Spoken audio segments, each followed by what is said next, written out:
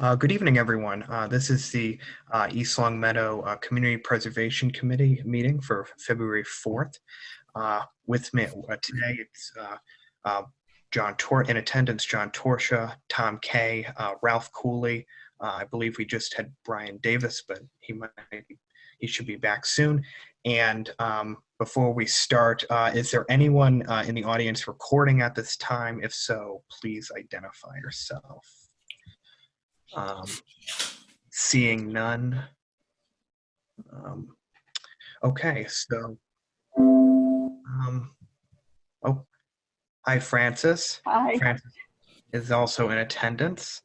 I think, Mr. Mackey, I think that might be Tony's phone number. Yep, I did. I think I did let him in. I don't see him yet. Okay. All right. And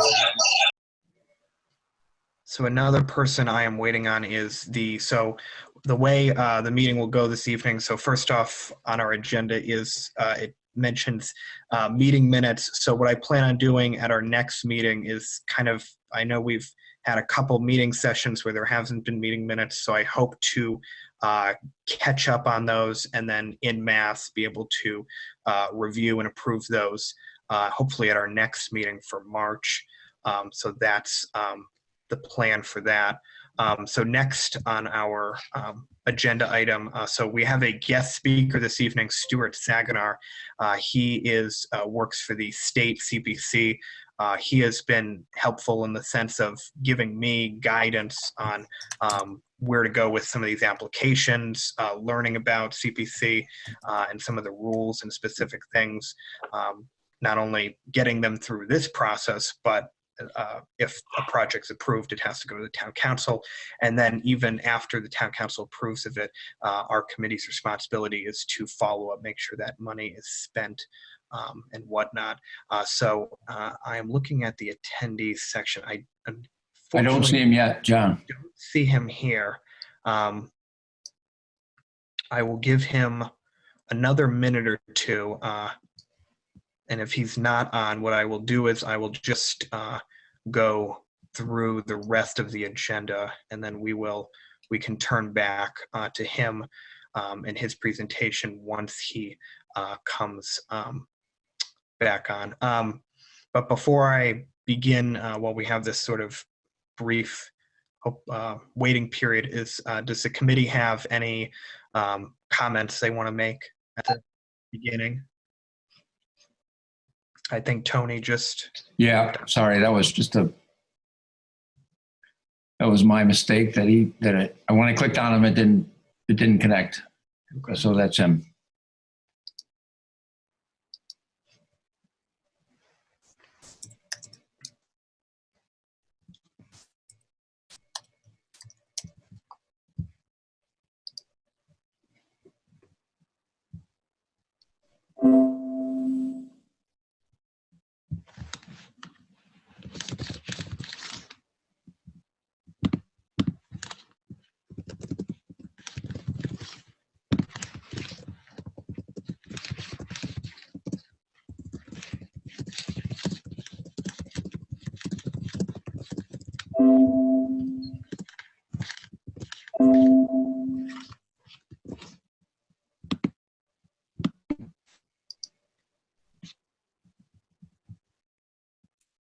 Okay, so I don't see Stewart, but I did just send him a very quick note, just seeing if he, we had a couple pretty positive email exchanges, a couple days ago, so he does know of the time and the agenda and a link to the Zoom. Okay, so seeing that he is not here right now and not to delay anything further, we'll get into the projects right now. So in order of how they were given to me at the beginning at the October 1 deadline, we'll first discuss the East Long Meadow High School track application. So I know that Superintendent Smith is with us this evening. Also, Mr. Bruce Feeney, I believe, is also in attendance. Superintendent Smith, would you be able to kind of give us, or Bruce, both kind of like a general overview of the project for the committee and for those at home? Sure. Actually, we also have our school committee chair with us this evening. I think he's in the attendees. Yeah, we can pull him in as well, Mr. Thompson. There's Mr. Thompson. And I think Mr. Fenny's with us as well. Looks like he's hiding behind some kind of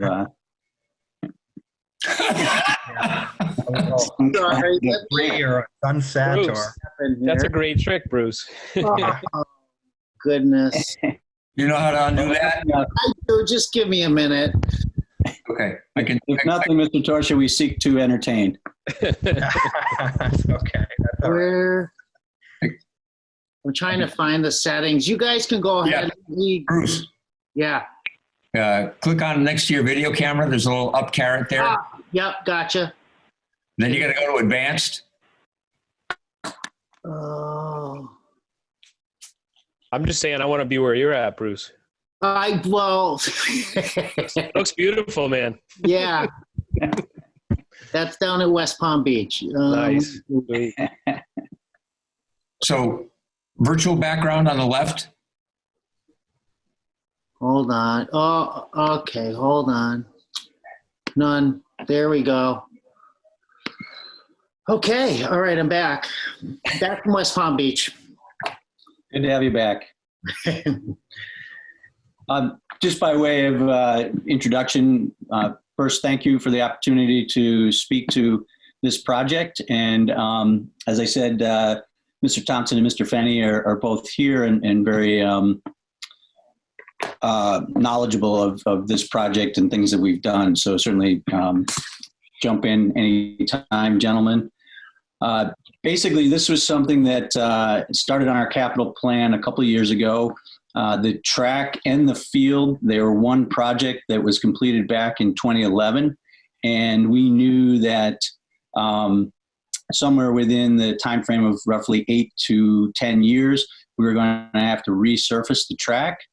And one of the things that we always wanted to do was commit funds that maybe we were pulling in from rentals, although the pandemic over the last year has killed that opportunity. But we still do in our rental account have about $28,000 that we're putting toward the resurfacing of the track as well as maintenance of the turf field.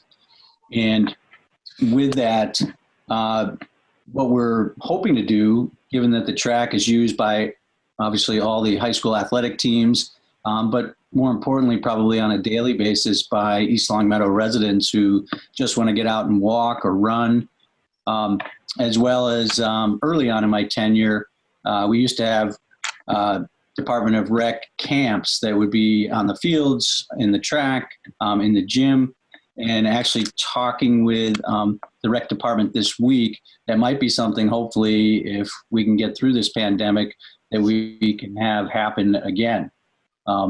So it is something that's used by the community and something that we feel should qualify. And I think, Mr. Torsha, you said that you have someone from the state CPC who probably could give us some details in terms of what projects are eligible or not eligible. So this is something that is somewhat of a joint project, DPW, school department, certainly the town manager actually was, through her secretary, Jennifer Kerr, was the one who, after we had it on our capital project list, sent it back out to Mr. Fenny and me and asked if this is something that we might want to coordinate and put in for a CPC application. Bruce, if I missed anything in terms of time frame or sort of what the life expectancy of the track is? Yep, nope. This is one of those ongoing maintenance items too, and at some point in time too, we have to upgrade the turf as well. That has a life expectancy as well. But the track surfacing, obviously, due to the use of the track with meets and everything else, It's typical. This is an ongoing maintenance item that will need to take place depending on how much use is every 8 to 10 years. If you don't do it in this time frame, you actually wear out the surface too much and then you do a full rehab of the surface itself. So instead of this roughly $134,000 price tag, you're talking about $250,000. So it is crucial that we get this going now. Pretty straightforward project. There's not a lot to it. It's a big area, so therefore the price tag. It's actually, you have to mask off the entire field, including the turf. They end up sanding down the existing surface. It's roughly about six coats, 6 layers of this plexi paved material. It's a latex material, but it has to be put on in layers. And then obviously the lining on top of that. So it's a pretty straightforward project. The price also includes, for our engineering firm, Gale Associates, it actually helped us with the project in 2011. They're kind of our local expert, I guess you could say, that I use for information regarding this facility, and helped out with our tennis court facility over at the high school. So roughly $25,000 will be for the engineering firm to produce bid documents, drawings, and specifications for the project and oversee it. I just don't have the expertise when it comes to the application of this type of material and making sure it's applied correctly. And Chairman Torcha, if I could just continue on that, as you see in your materials that we submitted, Gale Associates has recommended that the track be resurfaced because of wear and tear, and that it's past its life expectancy. So they recommend resurfacing that. Also, we know that Long Meadow has used CPC funds to resurface their track. So I know you're looking for an expert in the CPC realm to help in terms of qualifications, but Long Meadow did resurface their track using CPC funds. So certainly, if it qualifies for them, I would say it would qualify for us. And as Superintendent Smith mentioned, certainly useful to the community. The phrase community preservation, this is a well worthwhile project that we see folks of all ages on exercising every day, and certainly a valuable resource for the town. And we just want to keep the maintenance up on that. Okay, so first off, just Mr. Mackey, I think Lynn Booth is in the attendees list, so if you would be able to pull her in as well. Well, thank you, gentlemen, for that presentation. And Mr. Thompson, I did not know the Longmeadow CPC information. That's actually quite helpful because unfortunately Stewart's not here, but I did have a couple good emails with him and showed him both this application and the other 2 applications that we're going to be discussing this evening. And some of, he showed me some of the definitions that the CPC has. And a lot of these projects, the ones that are funded by the CPC would be considered more capital investments. The CPC can't fund maintenance projects. And what he had explained to me in our email exchanges was that it's sort of up to local discretion of whether you would consider a project like this a capital investment or a maintenance. So Bruce, I know you're pretty, expertise with public works. Would you consider this more of a capital investment into the track? Or sort of a general wear and tear maintenance? That's kind of a tricky question. I'm not sure I have the answer. May I offer John, can I take a stab at it? Sure. So we initially had put it forward as a capital request, as we do many projects every year, and typically, about 20% are funded. Our town manager, Mary McNally, suggested specifically that this specific project go through CPC because it qualifies, right? And it's a funding source.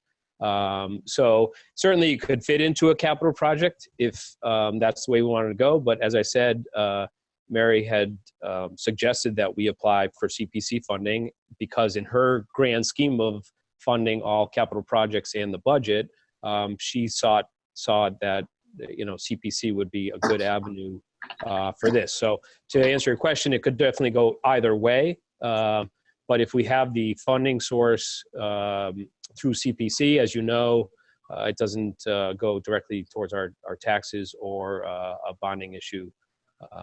And again, it's preserving things for the community. I think it's exactly what it was meant for. So, as opposed to other projects that are new and expand and cost us more money, this is already something that's established, that's being used. And so again, we're just preserving community activity. So. Yeah, so I see this as preserving a important thing that the high school offers. I do know, correct me if I'm wrong, but the high school not only offers this to the students and that participate in different sports and whatnot, but also the public frequently can use the track or can rent out the track. I believe the general community has that ability. Public's allowed on it daily. And if you drive through the parking lot on any given day, you'll see people exercising early morning, sometimes at lunch, and definitely at the end of the day, at least when days are a little bit longer with light in the winter. So it is something we certainly want people to use, want the community to use. And one other distinction in terms of maintenance versus capital. Through the years that the track's been in use, we have been maintaining it and patching it in certain areas and so forth. And that generally is funded either through that rental account or just simply through school department operational budget.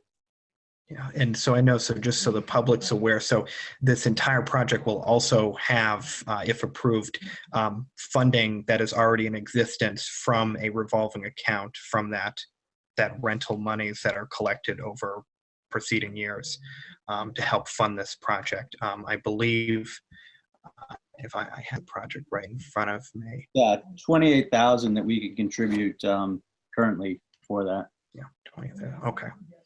So that would be, it's about 162. So what's the project is being asked for from our side is 134 plus the 28 from the revolving account.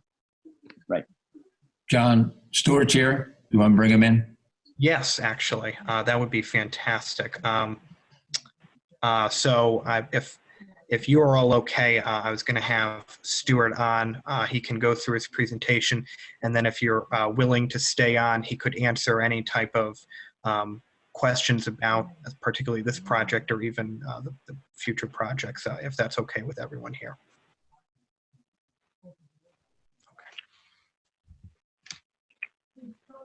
Good evening, Stewart. Hi, John. How are you?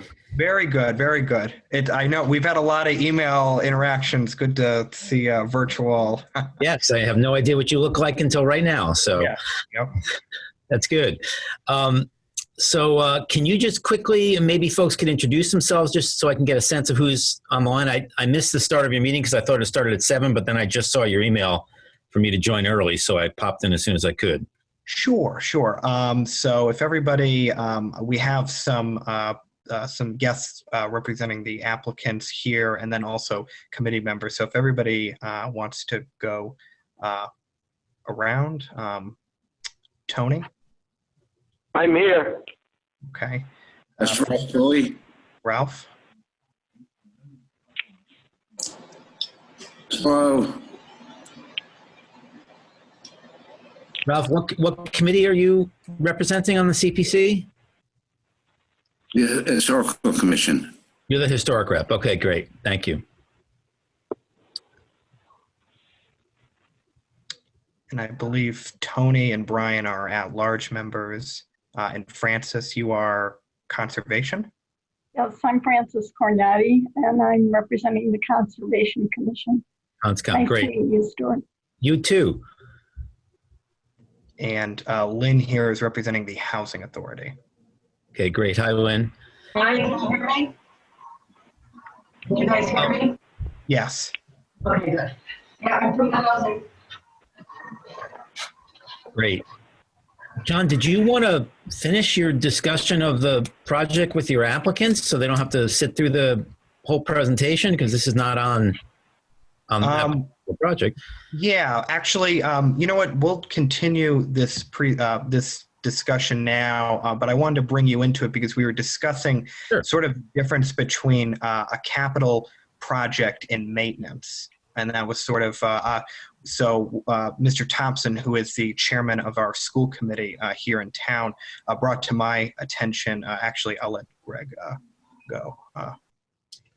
Yeah, hi, Stewart. Greg Thompson, chairman of the school committee, also joined by Gordon Smith, our superintendent of schools, and Bruce Finney, who is the superintendent of the Department of Public Works. Yeah, so we're just applying for the track resurfacing. We had originally submitted it as a capital project. Our town manager, Mary McNally, had suggested that we go through community preservation for the resurfacing project. We have literature from Gale Associates. I don't know if you've seen it specifically, that you know, the track is worn and is ready for resurfacing. It was originally put in 2011. It's a rubberized surface, and we would re-rubberize it basically. Just of note, Long Meadow, our neighboring town, resurfaced their track using CPC funds as well. So we feel that it's an appropriate use of community preservation. The facilities used recreationally by the whole community, from young to old. Always people on the track exercising, you know, bettering their health. It's certainly an asset to the town, and we just feel that CPC might be the best way to go for it. So.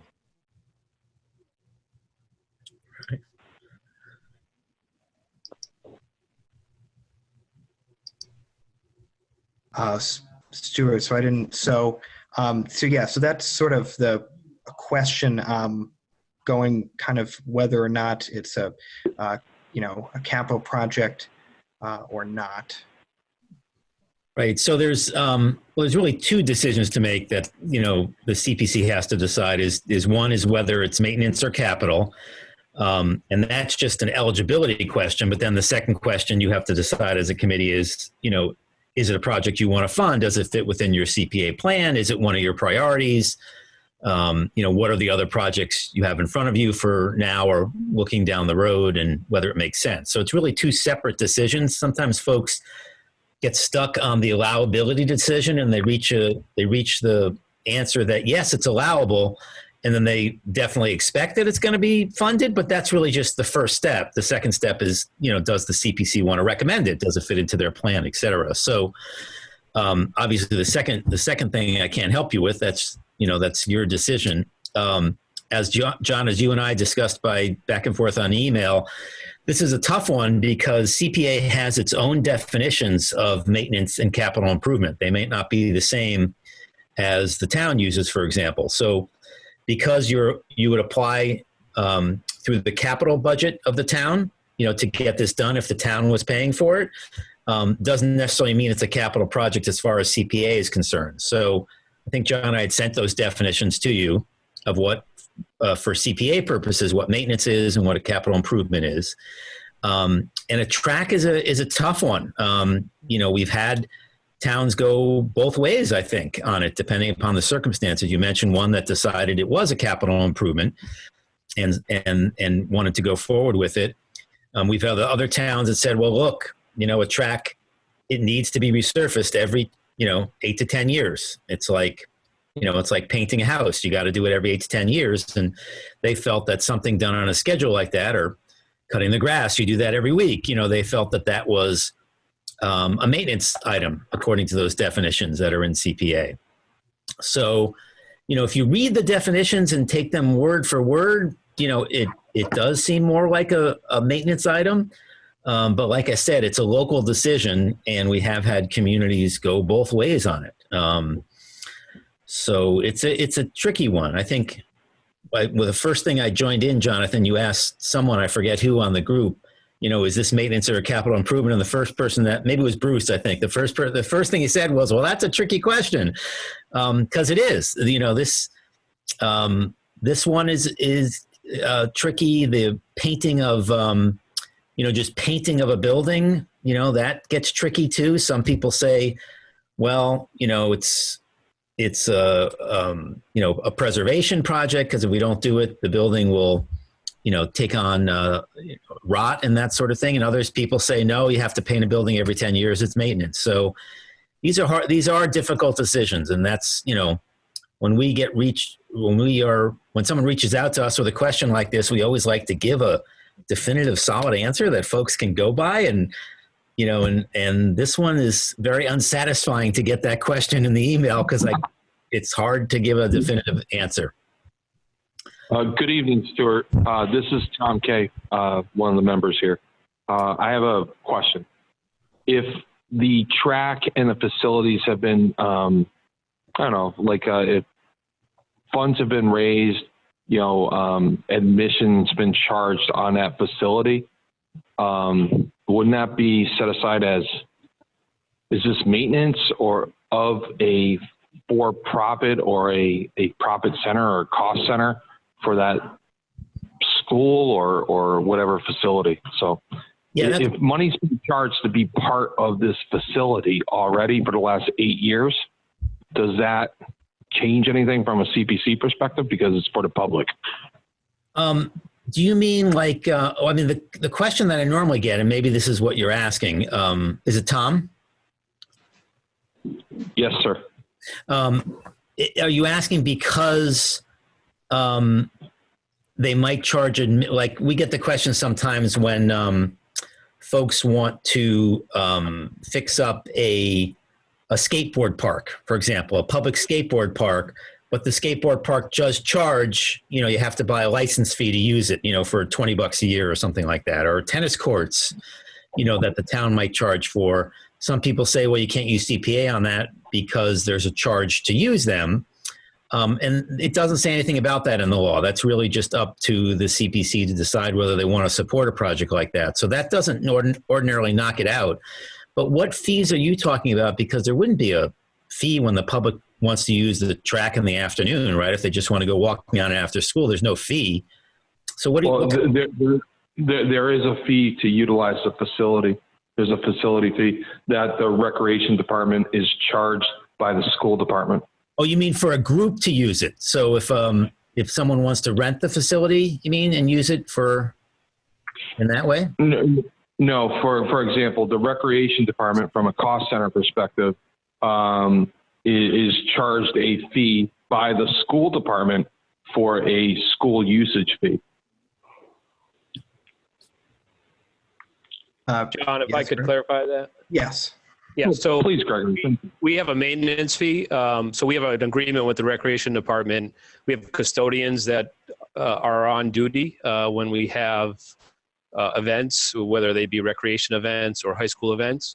So we have an agreement with Donna, the recreation director, that annually out of their budget, they contribute some of the expense for the custodians, for the bathrooms that we have, toilet paper, all that sort of thing. So I guess that's what... Greg, we pay for the Santa cans. So I don't know. Stewart, I guess my question would be to you, if the CPC decides, our local CPC decides to fund this project, are there any hurdles or obstacles from the state if, as you say, the CPC decides that it's a worthwhile project to fund and they say go ahead with the funding?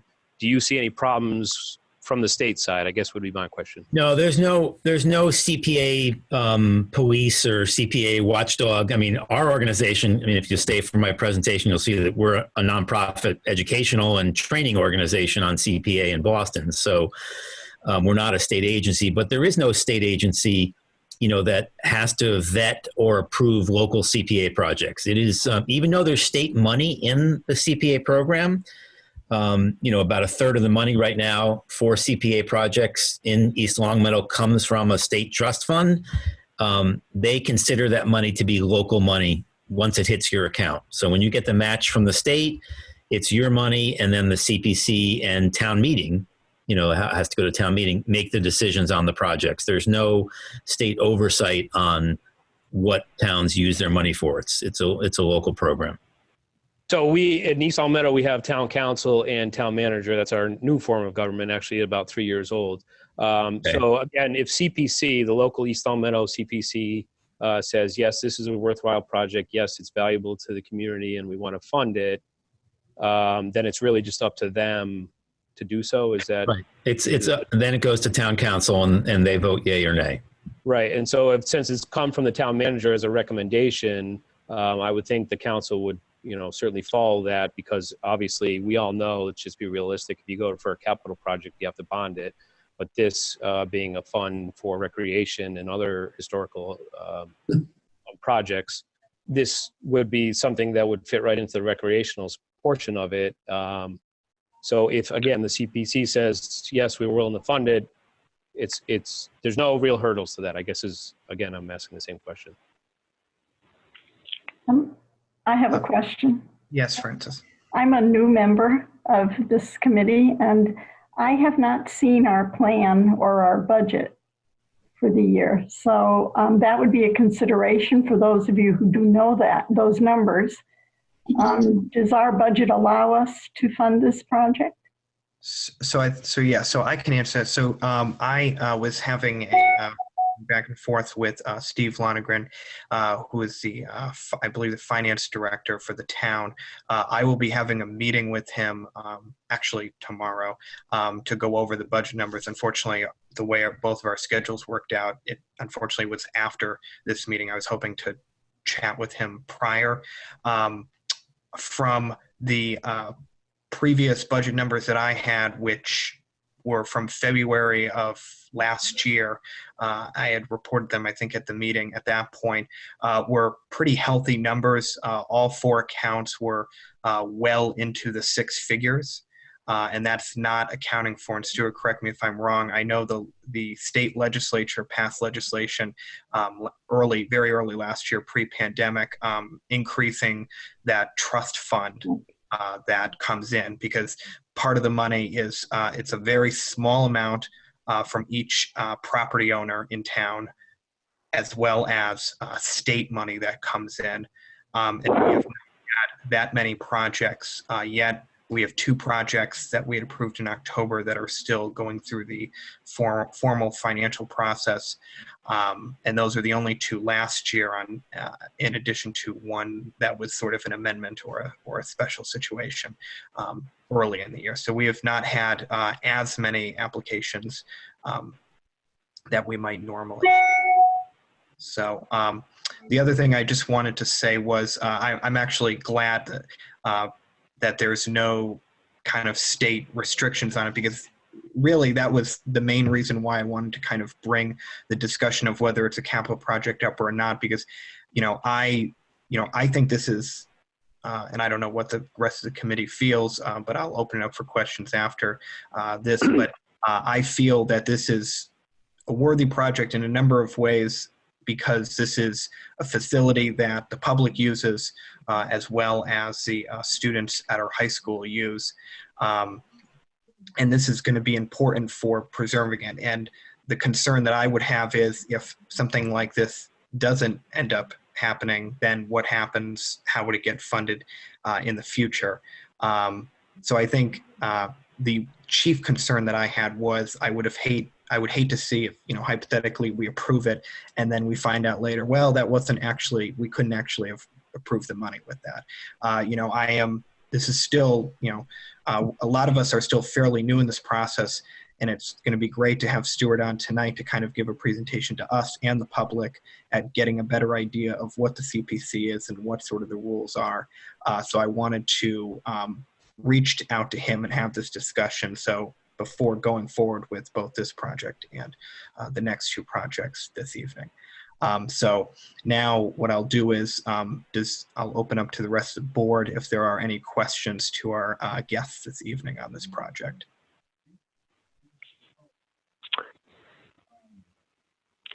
Yeah, Jonathan Tony here. Yes. Tony Zampicini, member at large. I've been on the CPC now for about, 12 years. I have no problem supporting this project, seeing some of the other projects that we've been approving. So yeah, I have no problem moving forward with this. I support it.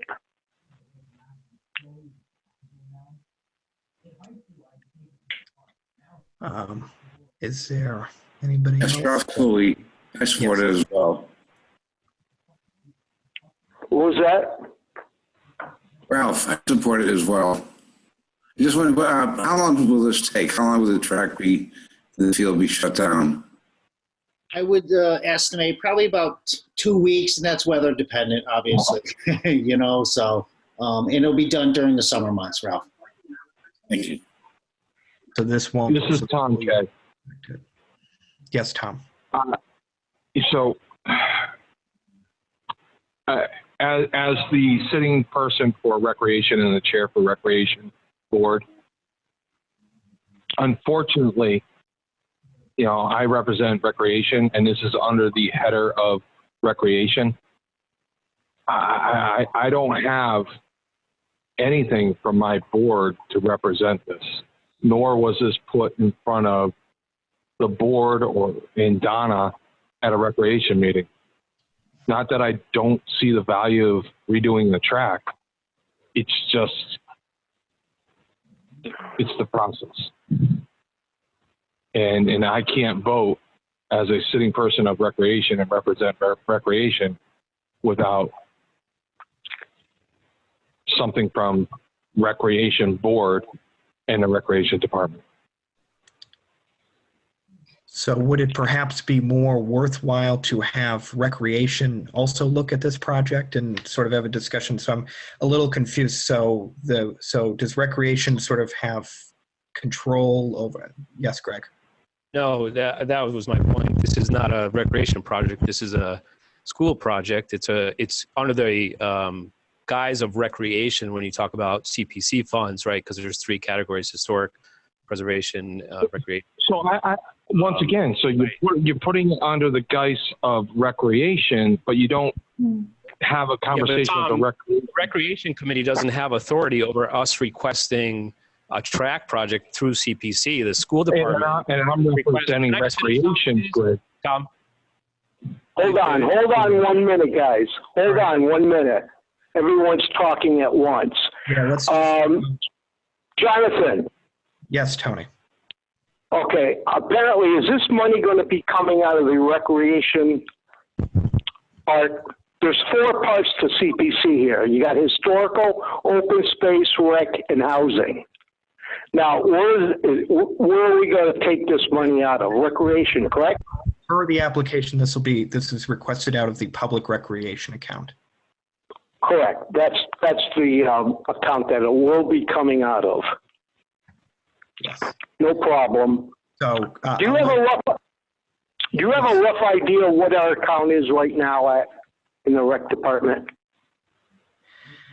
I don't. I do know, and I if you give me a moment, I can maybe pull those up. These are still numbers from about a year ago, and there's been only one project that's been actually approved by the town council in that time period, and that hasn't been spent yet. So those numbers really haven't changed, but each account had, I'm going to say conservatively, at least 6 figures in that. If not, okay. that's at the low bottom. I believe the undesignated fund had at least $500,000 in it. I think it was 600. Don't quote me on that. And we have not tapped that account for anything thus far. Right. So. No, I mean, I see no problem with the school department tapping into the rec department because this falls under recreation. Yeah. So here's what I'll do. So just so we go orderly here. So I'll have Greg finish if he had anything else to say, and then Tom, and then I think I saw Francis raise her hand as well. So Greg. Yeah, I would just say that I appreciate the work of the rec commission and their time they're spent, but it's not really relevant to the school department requesting from CPC CPC funds for the track improvement. The authority lies with the school committee to request it and the CPC to either agree to it or to deny it. To have to filter through the Recreation Commission, which is specific to the rec department, is not really proper procedure. I know, they're welcome to have their own opinion on it, but I don't know that anyone on the rec commission is a track facility expert.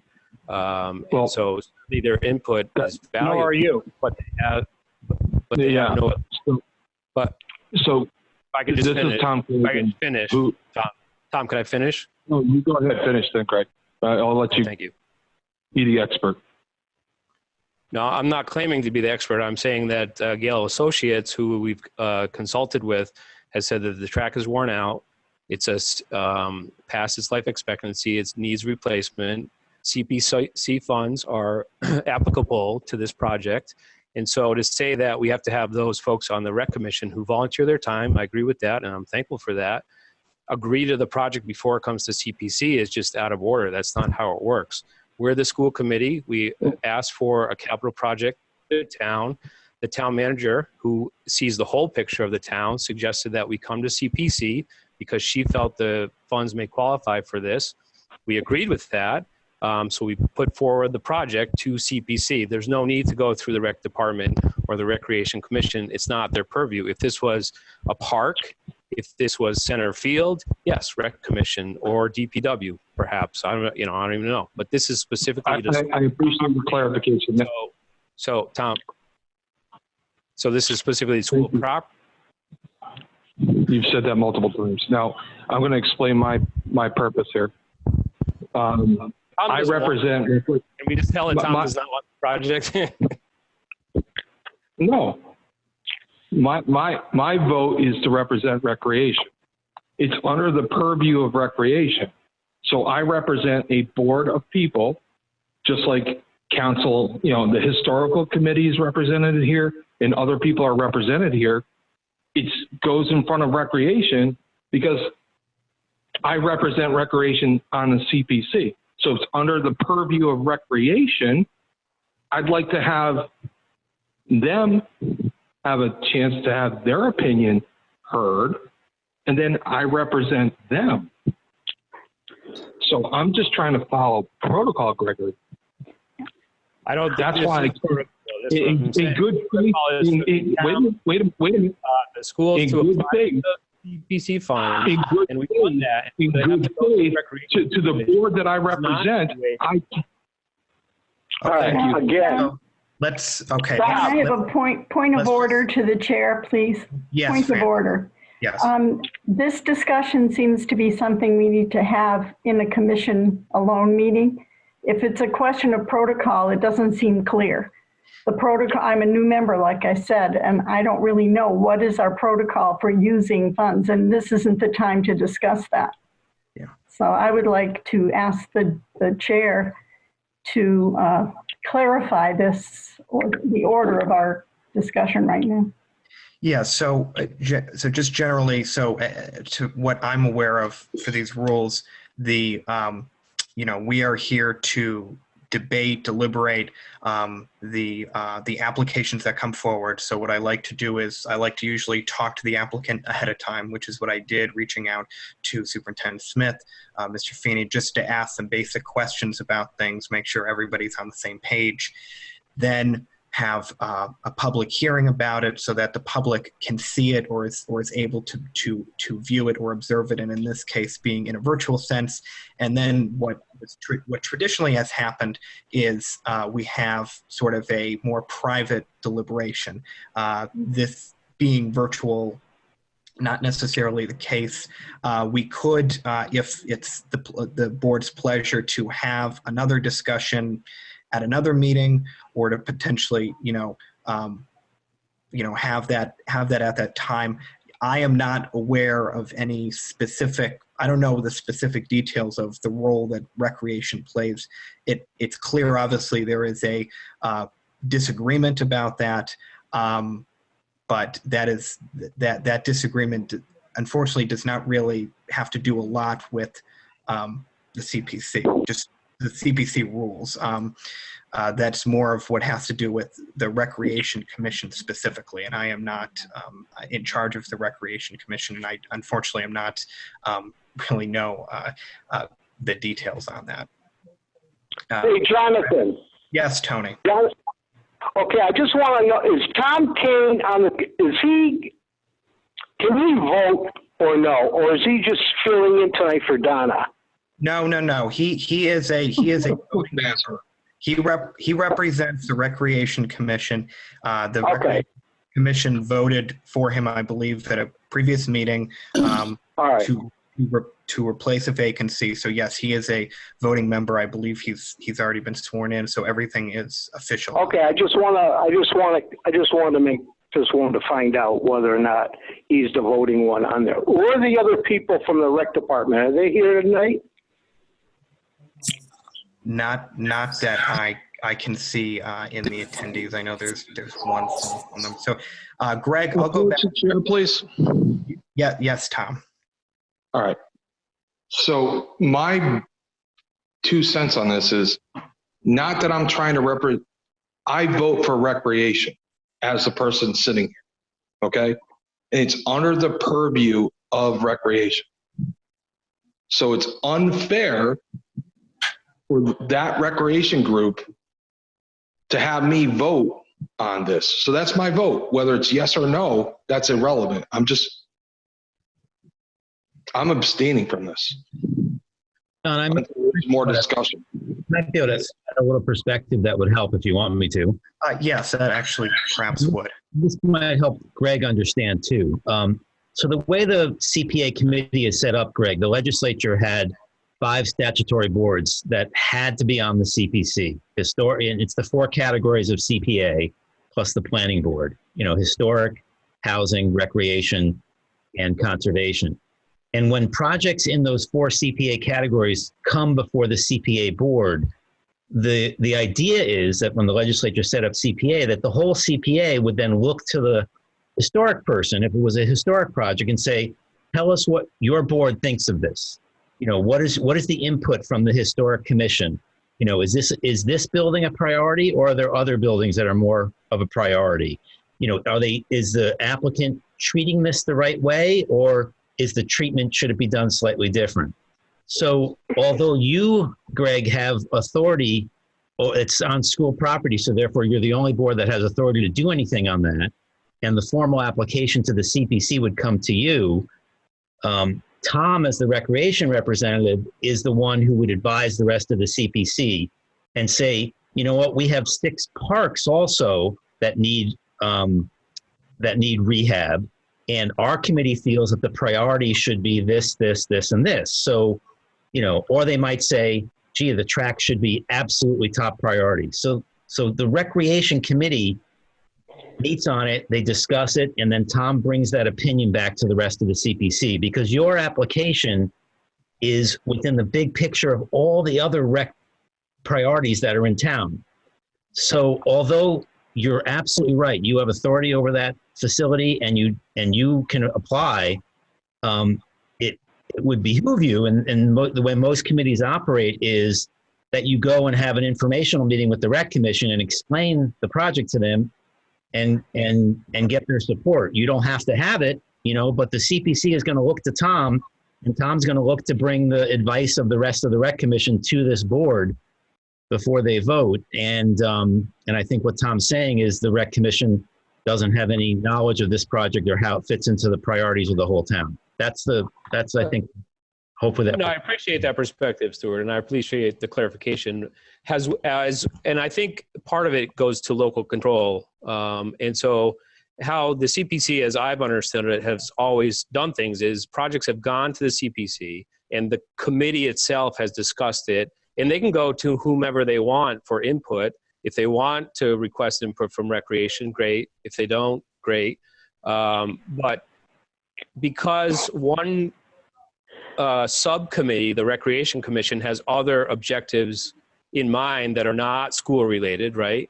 Does that disqualify school related projects because they're not recreation projects or rec department projects from being considered. And that's what's happening here, right? So there's other projects that are considered in town, right? Although there may not be before the committee, but this one is before the committee.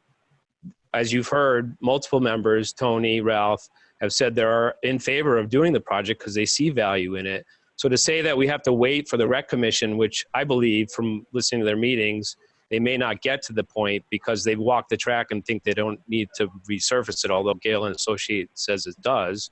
To say we have to hold up for the rec commission because of a conflict in that, it disqualifies us from getting a new track through CPC altogether. And why would we hamper the CPC board, who has its own authority, from making its own decision? I just ask why we would take that control away from CPC and give it to rec.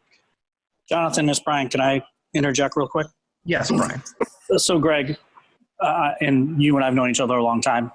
My question here is sort of personal motives, and I'm hoping Bruce Finney's still on the line, because it wasn't rec commission members that had walked the track. It was CPC members that walked the track after it first came to the board, just to see how the track looked at, let's say, at eye surface. So, and I didn't hear all of what Bruce said about the time frame of the track and the need for the resurface. So at face value, while the track looks like it's in good order, if you're walking it literally recreationally as a citizen, Bruce, did you say, what was the time frame that you gave? Or Gordon, is it 8 to 10 years and we're now in year 11? This is for my own point of clarification. Yes, yeah, that's typically what they recommend due to the wear and tear, because there is an aggregate that is in the track surfacing, and it is wearing out. So this obviously, if it gets any worse, you're going to have slippage and everything else during events. So thank you. So you're saying it could be safety hazard for the track runners, both from East Longmeadow and other towns that are using the facility? Yes, if we let it go any further, like he said, if we let it go, and I don't know the exact time frame, a year and a half. Of course not. No, I'm not asking you to say with any like 100% certainty. I mean, right. For probably a bad analogy, you have a car that is supposed to last 8 to 10 years, let's say, but it could last 15 or it could last 6. So no, that's fine. What you're saying is we're past the window where it's effective, and at this point, it could become a problem. Yes, and like I said previously as well, if we don't do it now and it gets to a certain point, then we need to actually get down to the asphalt and redo the whole track itself, which is like $250,000. Get down to the subsurface and replace that from the bottom up. And that's almost double the cost, because this is what, 134? Yes, exactly. Okay, thank you. You got it. Greg, I'll cede my time to you again.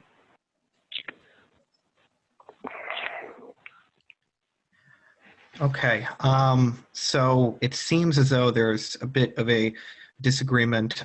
So at least from my vantage point, and I said this previously, I definitely see,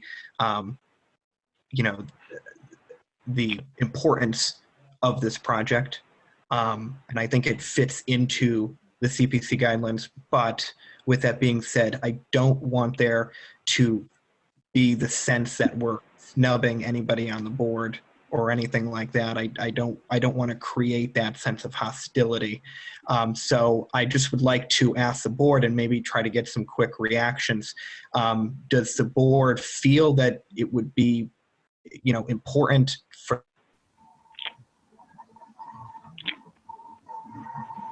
Jonathan, it's Brian. I hear you, Jonathan. Jonathan, it's Brian. Based on what Bruce told me, I guess it is important, but I have a follow-up question. It was one that Ralph asked, which is, how long will the facility be? What I want to do is I want to make it the fairest possible process so that everybody on the board feels that they kind of had their voice heard and that nobody felt snubbed. So I don't know if anybody wants to bite on that. I have a point of order. I don't feel comfortable expressing my opinion until we're actually just the committee. Okay. I'm sorry. I think that this kind of, pre-decision making, I would feel more comfortable being just our committee. We have all the facts we need. And if no one has any more questions for the representatives of this I actually do. I actually do. It did. This is Tom. Chair, may I approach? Bruce and Gordon. Bruce, you there? Yes. All right. Are we in jeopardy of canceling any track events in the foreseeable future because of the condition of the track? I can't answer that at this time, Tom. I don't. But we need to resurface it immediately? Excuse me? But we need to resurface it immediately. We need to resurface it very soon, yes. Very soon means, Like in this upcoming year. but we're not in jeopardy of it canceling any events. I don't know. I'm not a track expert, Tom, to make that kind of decision. But we need to replace it immediately. To my understanding, at the moment, no, we're not in danger of canceling any events. To give you a sort of a window of another track that unfortunately didn't get resurfaced, Ludlow has a very similar track.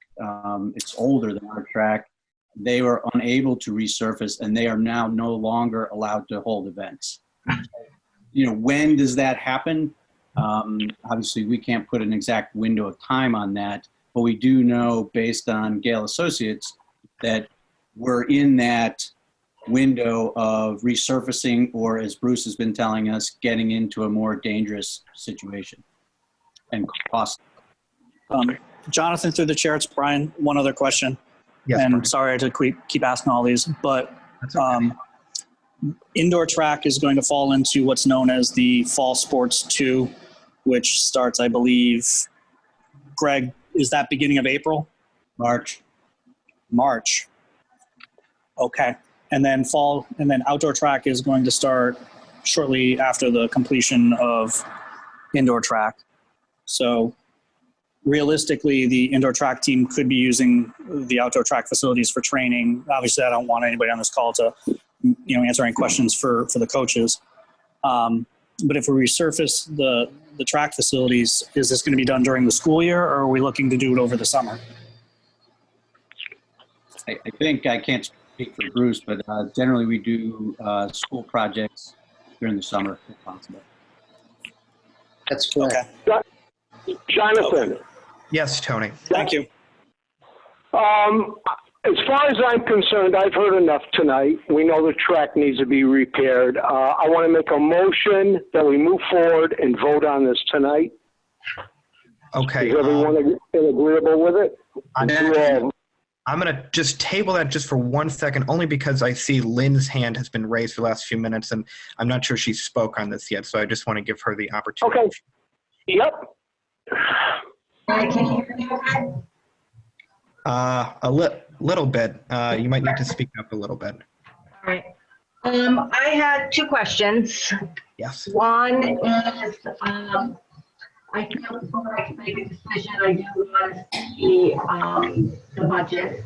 The other thing is, I do know, I believe I heard that. Lynn, Yes, are you on your phone or on a computer? on a computer. Can you I can't understand you. you have to get as close as you can to your microphone, please. Okay, is this better? Can you hear me any better? No. No, it's very difficult. It's impossible to understand.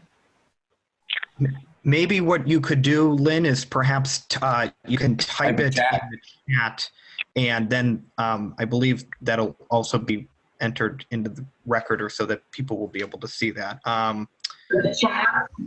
Yeah, there's a chat function Okay, that you could use. okay.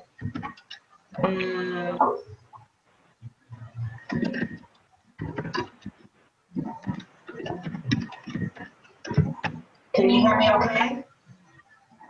Still nothing. It's still quite difficult. I'm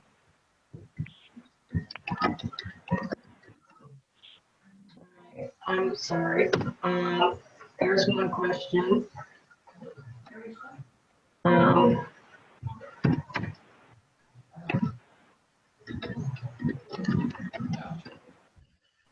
Lynn, do you see where the chat is? Yeah. On the bottom there? Yeah. So you click on chat, and then if Go you to all the panelists. So then we would all see it.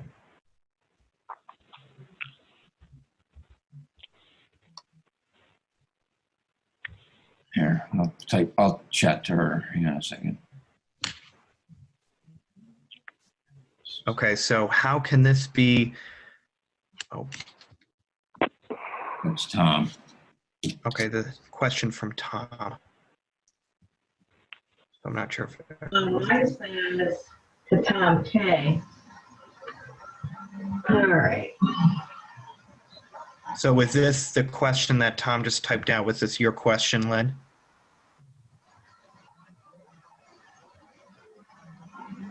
No. I'm sorry. That's okay. I guess the joys of technology, right? Yeah, it seems like. Okay. Look, my question was, if it could not be read or not everybody sees it, is how can this be a recreational project if the school department just said it was a school project? But it involves a recreation, doesn't it? Don't you think it falls under the category of recreation? It doesn't follow under open space or historical or housing. It's got to follow under recreational. It is recreational. So Tony, yeah. Fees have been charged for the last 8 years for the facility use by lacrosse programs that are out of town and everything else. Where is that money gone? Apparently it's going toward that track, if I understood him correctly, under advertising and whatnot. Yeah, that's right. The fees that were rental fees go directly for this project. So I mean, it's really hard when Rick and the school department or someone else can't come together here. It's for the townspeople. Let's look at it that way. And the money has to come out of the rec department budget. I don't. Can't come out. It can't come. Where would you suggest we take this money out of? It can't come out of the other three, so it's got to come under recreational. Well, and it is recreational. If the town is allowed to use it and the gates aren't locked and the lights are on. Okay, yes, it's just like your park. It's like Heritage Park. It closes at dusk. Tony, nobody can use it. Tony, it's not my park, it's our park. And well, tonight I've been listening, and more or less it's your money. It's recreational. It's under the purview of recreation. So if I'm voting, this is just my 2 cents. If I'm voting for it to represent recreation, I just think recreation would need, Donna and the group would need to be able to hear from the school department and list it as a priority, just like Stewart said.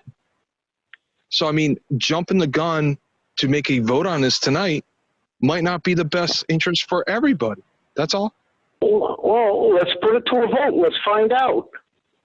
I still got a motion on the floor. I'm waiting for a second. Nobody's seconded it. Well, because we. All right, there it is. We have a second. Jonathan. Yes. All right, we have a second. Let's put it to a vote. Okay. All right. Do we get to discuss before we vote? Well, all right. Is there any more discussion? I mean, we've been discussing this for almost an hour. I've been saying that. I think that's respectful. I feel we still don't have the facts. I'm not ready to come to a vote. You have committee members that don't even have the paperwork in front of them. You have committee members that weren't even on this to vote, didn't even receive the paperwork. Well, for me, the main thing is two things. I don't have the budget information, which is what Lynn said. Second of all, I don't understand the role of the rec department in all of this because we're proposing to use recreation funding. And this is probably not the place to get that information because I'm a new member. So if I had that information and it was clear, maybe I'd be ready to vote, but I am not ready to vote.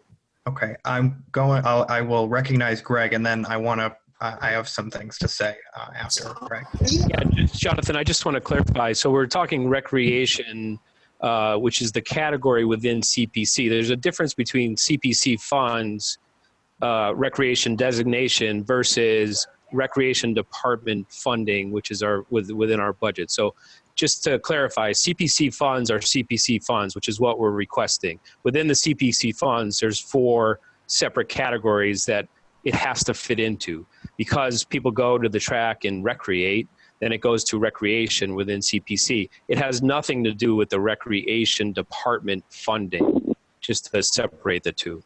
There is also a 5th account undesignated fund. So, okay, so what I'm seeing here is, so we have a motion on the table, an up or down vote, yes or no. I believe in the merits of this proposal, but I'm concerned personally about moving forward only because, there are now not just one, but now there's 3 members that have hesitancy, not necessarily opposed to, just hesitancy moving right at this evening.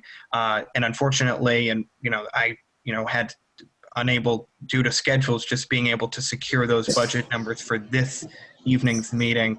And I was not privy to some of this recreation discussion. Jonathan, it's Brian. I'm sorry to interrupt, but I'm fine to move forward at this point. Okay. My questions have been answered. So what we'll do is we will go to a vote right now. There's a motion on the table. One point of order, Jonathan. Yes, Brian. I'm more concerned for our new member who's not comfortable voting. I mean, we can vote and it very well could pass, but if she's not comfortable voting until she gets the budget numbers, it's her call. You're the chairman. Yeah. So there's a motion on the table right now. So we have to, and it's gotten a second. So we have to move with that vote. And then, so everybody can sort of express their view on just the situation as it is. Greg, I will lay you one more question, and then I want to move forward with this. Yeah, I'm just a little concerned here because if we go to a vote and this fails, are we done for good? Because I feel like there's some sort of consensus that the project is worthwhile. There's just other questions. So I just want to make sure that if we vote tonight and it doesn't pass, this isn't the end of it, because I'm getting the feeling like there's consensus that we can do this, but I just don't know how this vote's going to go. So I just wanted to put that out there. Thank you. Stewart, I'm not sure if you're still on.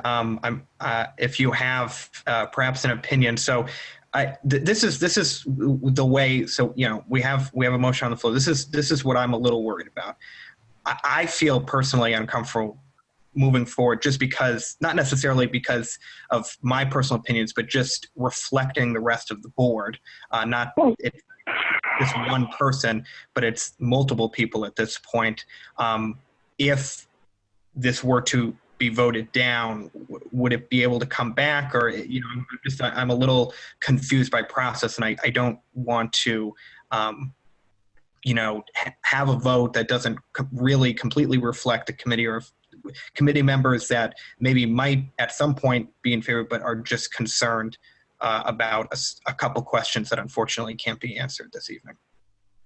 Yeah, it could definitely come back. I mean, up until the point that the warrant closes, you can make recommendations to town meeting right up until the point the warrant closes. So, if someone made a motion to bring it back, absolutely. There's no reason why, if it is defeated tonight, that once the information was obtained by everyone that wants to see it, and then you schedule a vote. I mean, normally CPC has all these discussions with all the applicants and then has a meeting scheduled for their votes for town meeting. It sounds like you don't have that type of schedule. Was it on the agenda tonight to vote on this, or just to discuss it? It was to discuss, but obviously every committee member here is privileged to be able to bring a motion up as long as it has a second. We had a brief discussion in December, but there were questions that needed to be answered then, and then a number of those questions were answered at that point. And then this evening, it appears that there were some more questions that hadn't been discussed at the previous meeting. Normally, when you vote on something, everyone knows they're going to vote that night, and it's on the agenda that a vote is going to take place, because usually that's an important thing for people, either guests to attend or committee members who might not be able to make it, and who want to know whether something's going to be voted on. So, like I said, usually there's these discussions that happen with applicants, and you invite them, and everyone talks about it. And then at one meeting, it's posted, that you're going to vote on all the recommendations all at once, because usually they all fit together in the budget, right? Because if you just vote on them piecemeal as things come along, and not knowing what your budget is, you might run out of money. So that's why usually it's always the votes all are taken at once when everyone has the budget information in front of them, and you vote on everything together. Thank you, Stewart. That's been my concern. My concern is that we are not looking at our plan or our budget, and we're voting on this as we're consulting with the people involved. I need more time or to meet with the chair and understand the process, because this doesn't make sense to me. Enter your meeting ID. Okay, so But we have to vote, I understand that. Yes, without the vote being much longer, just dragging it out, let's take a vote, and then we can move forward at that point. So what I will do is, so this is just that the public is aware, this is a vote, yes or no, to approve the East Long Meadow High School track resurfacing project. So I will take Lynn's comment as abstaining. Lynn, is that an abstention? I'm not going to vote. Oh, I can't, unfortunately. Okay, so I'm going to go just from the way I see it on my computer here, everybody down. Ralph? I'm sorry, but the computer went off and I went to my phone. It just came back and missed something. What's the question?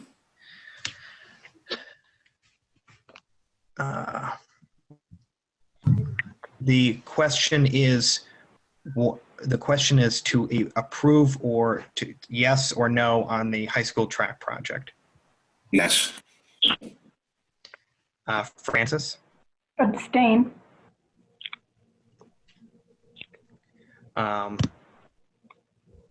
Lynn is an abstention. Tom? Abstain. Brian?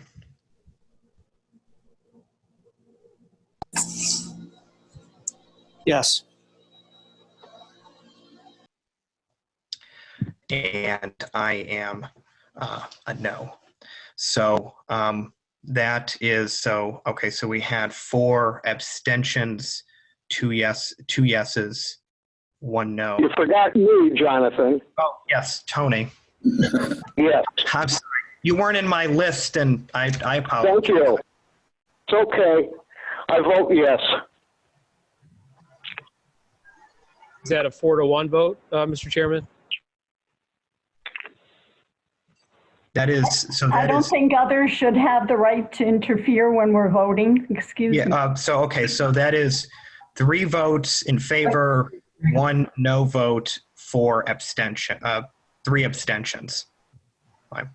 Who are the 3 abstentions? Excuse me. So that would be Francis, Lynn, and Tom. Okay, thank you. And then yes, Tony, Ralph, and Brian. Stewart, I'm going to need your help on procedure again, or if somebody can help me. So does that mean it passes or it doesn't pass? I'm very confused. And I'm the chairman, so I apologize. You need a majority of your quorum tonight to vote yes. So how many people on your committee are here? 7 that are in attendance. Right. So it would take 4 to pass the project. Okay. So, okay. So seeing that, so it has been tabled. So what I will say to this, I plan on bringing this back and having a discussion on it. The reason I voted the way I voted was I just feel very uncomfortable in that the committee is this narrowly divided. It shouldn't be a narrow vote and, this level of committee members feeling, concerned about or having problems with the process. So, that is a promise that I have. I'm going to, we're going to get the budget numbers. Maybe we can have a private session after our guests from the application leave this evening, and we can get these other questions answered. I think this has been, a lot of questions were asked, were answered, and we will figure out the answers to those other questions, and there will be a vote on, I plan on bringing this back and a vote on this at our next meeting, which will be the first Thursday in March. Hopefully at that point, both the recreation side of it, the budget issue, and whatever other issues come back up so that everybody feels that they are comfortable with voting. So with that, to Bruce, Greg, and Superintendent Smith, I appreciate your time, your patience, a little bit of a roller coaster ride here, but I appreciate your ability to answer the questions and give the committee insight. So I thank you very much for that. Approach the chair. Yes, Tom. All right. So my question is to Stewart, if he's still available. Yes, he is. And Stewart, does this mean we can still vote at the next meeting for the project itself? Oh, yeah. Yeah, anyone can make, I mean, even if it, until the warrant closes, the CPC can send recommendations to town council. Or do you have a particular meeting that town council votes on all your CPA projects? Not that I'm aware of. We do not. You do it on a little bit of a rolling basis then. You just send it to the council as, yeah. So we can talk about that during presentation. Most CPCs do have, a formal cycle. Applications are due at this point. The CPC has the applications in, they discuss it, they vote, and send it all to the town council at once. Just a style of doing it. And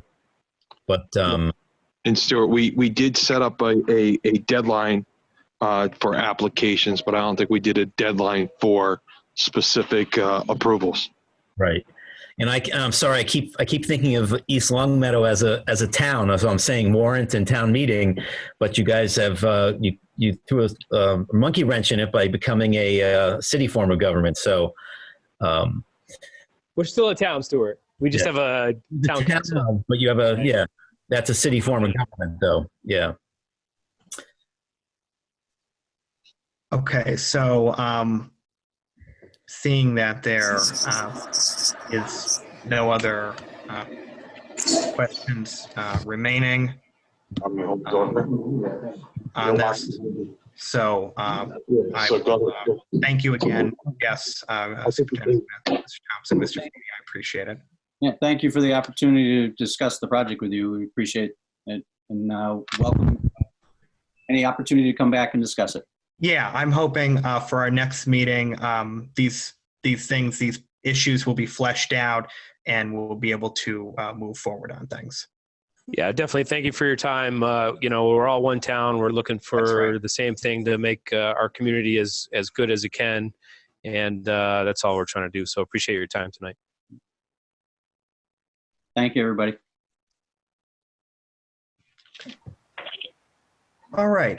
So what we'll do now is we will go back in order from our previous agenda topic, Stewart, which he is giving us, I think, a very vitally important presentation, particularly with in relation to our this previous discussion, and just kind of, my hope was, and when Stewart brought this up to me via email a couple weeks back, I really jumped at the opportunity of doing something like this. I've been on this board now since the fall of 2019, but just COVID and the certain delays and limitations and things, we have not had, unfortunately, been able to have a lot of meetings or things, and the board has also kind of shifted.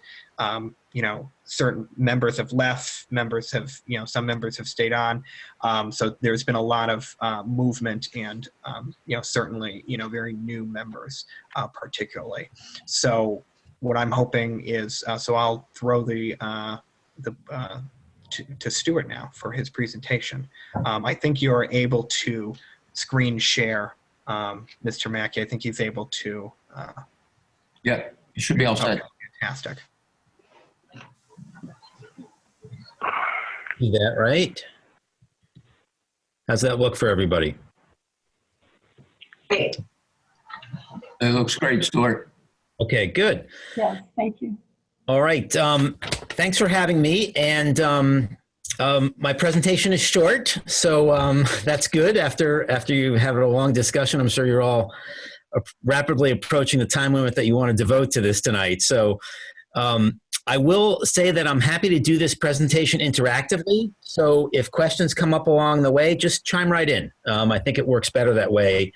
Rather than saving your questions till the end. And if you also want to kick around a little bit, I don't have a slide for it in this presentation, the annual cycle of a CPC, it seems like you might benefit from having a little more structure to that, so you know exactly, everyone knows exactly when they're going to be voting on projects. And because I think Francis made a good point, it does get awkward when you're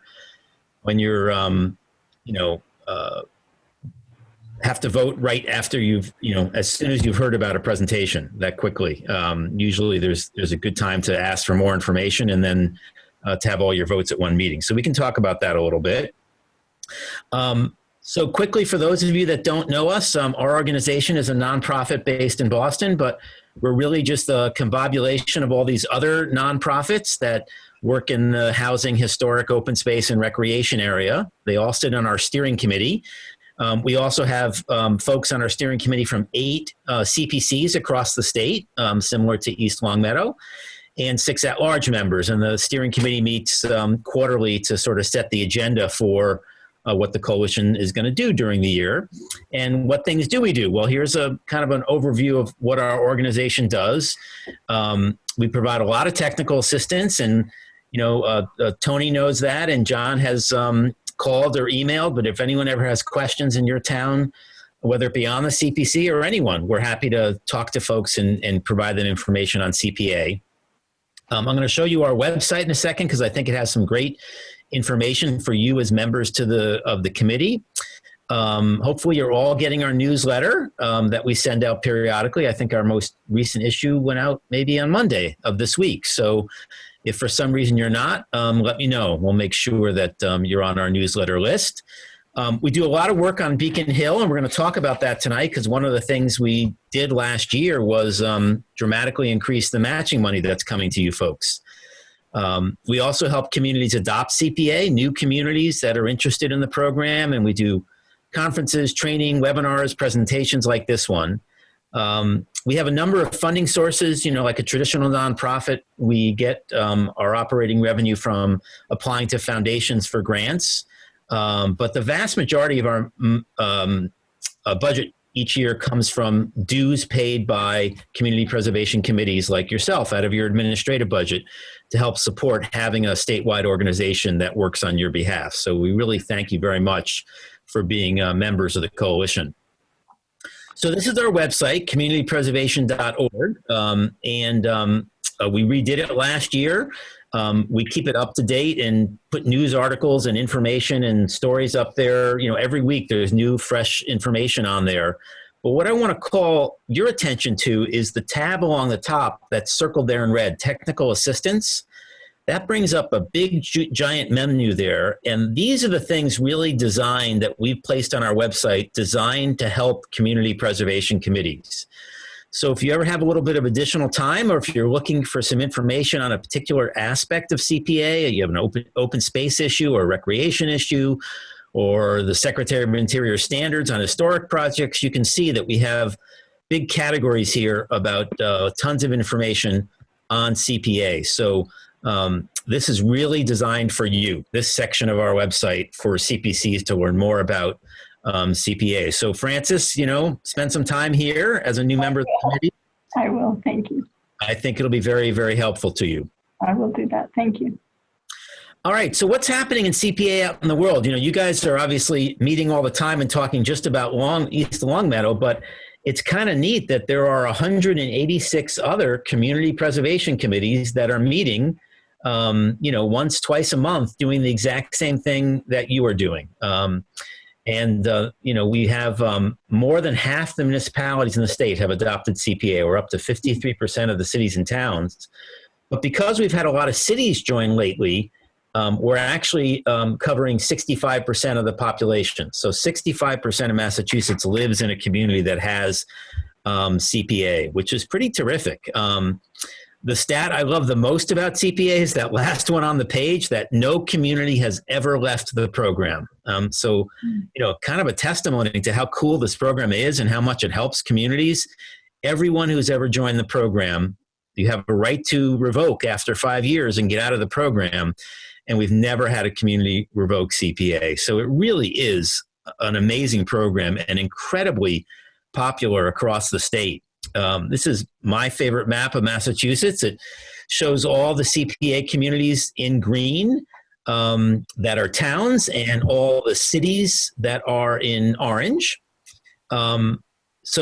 Interesting enough, you guys are known as a town, but you have a city form of government, right? If you have a town council, that's considered a city form of government. But we still kept you in green there because usually towns that convert to cities, they still want to be known as, the cute little town of East Longmeadow. So we still consider you a town, but that's why I forget sometimes you have a town council and a city form of government.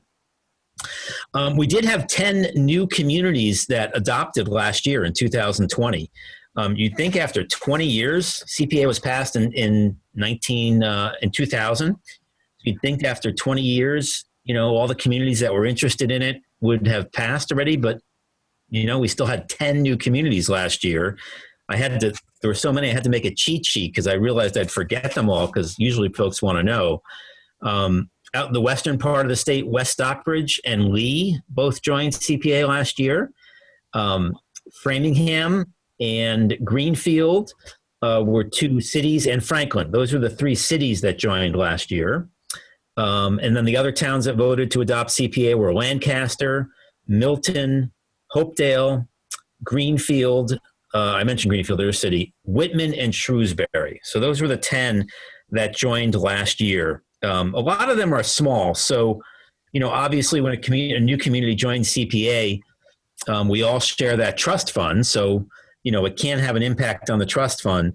We're going to talk about the trust fund in a second, but most of these communities, with the exception of Framingham, were really on the smaller side.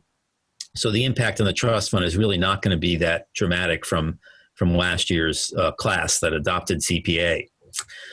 So people are always kind of interested in what CPA has done statewide, and it's pretty astounding. Any way you look at it, this program has been a huge success for the Commonwealth. The historic preservation category is the most popular among CPA. We've had about a little over 12,000, almost 13,000 projects, and about half of them have been in the historic preservation category. That doesn't mean the most money has been spent on historic projects because they tend to be a little smaller. As a matter of fact, the money rolls up pretty evenly across the different categories of CPA across the state. We're close to 32,000 acres of open space that's been protected. I think you guys bought a piece of open space at one point. Outdoor recreation is kind of the hot category of CPA now. It's certainly the hot category in East Longmeadow. And some changes were made to the law in 2012, that made it easier for communities to do rec projects. Before 2012, you could not have spent any money resurfacing that track. The way the law was written in the beginning, you could only build new recreational facilities or buy land for new recreational facilities. You couldn't fix up the ones you already had until 2012. And we worked with the legislature and showed them how the recreation category was kind of broken in CPA. Most folks didn't want to build new soccer fields or buy land for new soccer fields. They already had 15 of them and they were just dilapidated and in terrible shape, and they had no money to fix them up. So it really made sense to expand that category. And lo and behold, now you get applications based on that work that we did in 2012 to expand that category. And it's been very popular.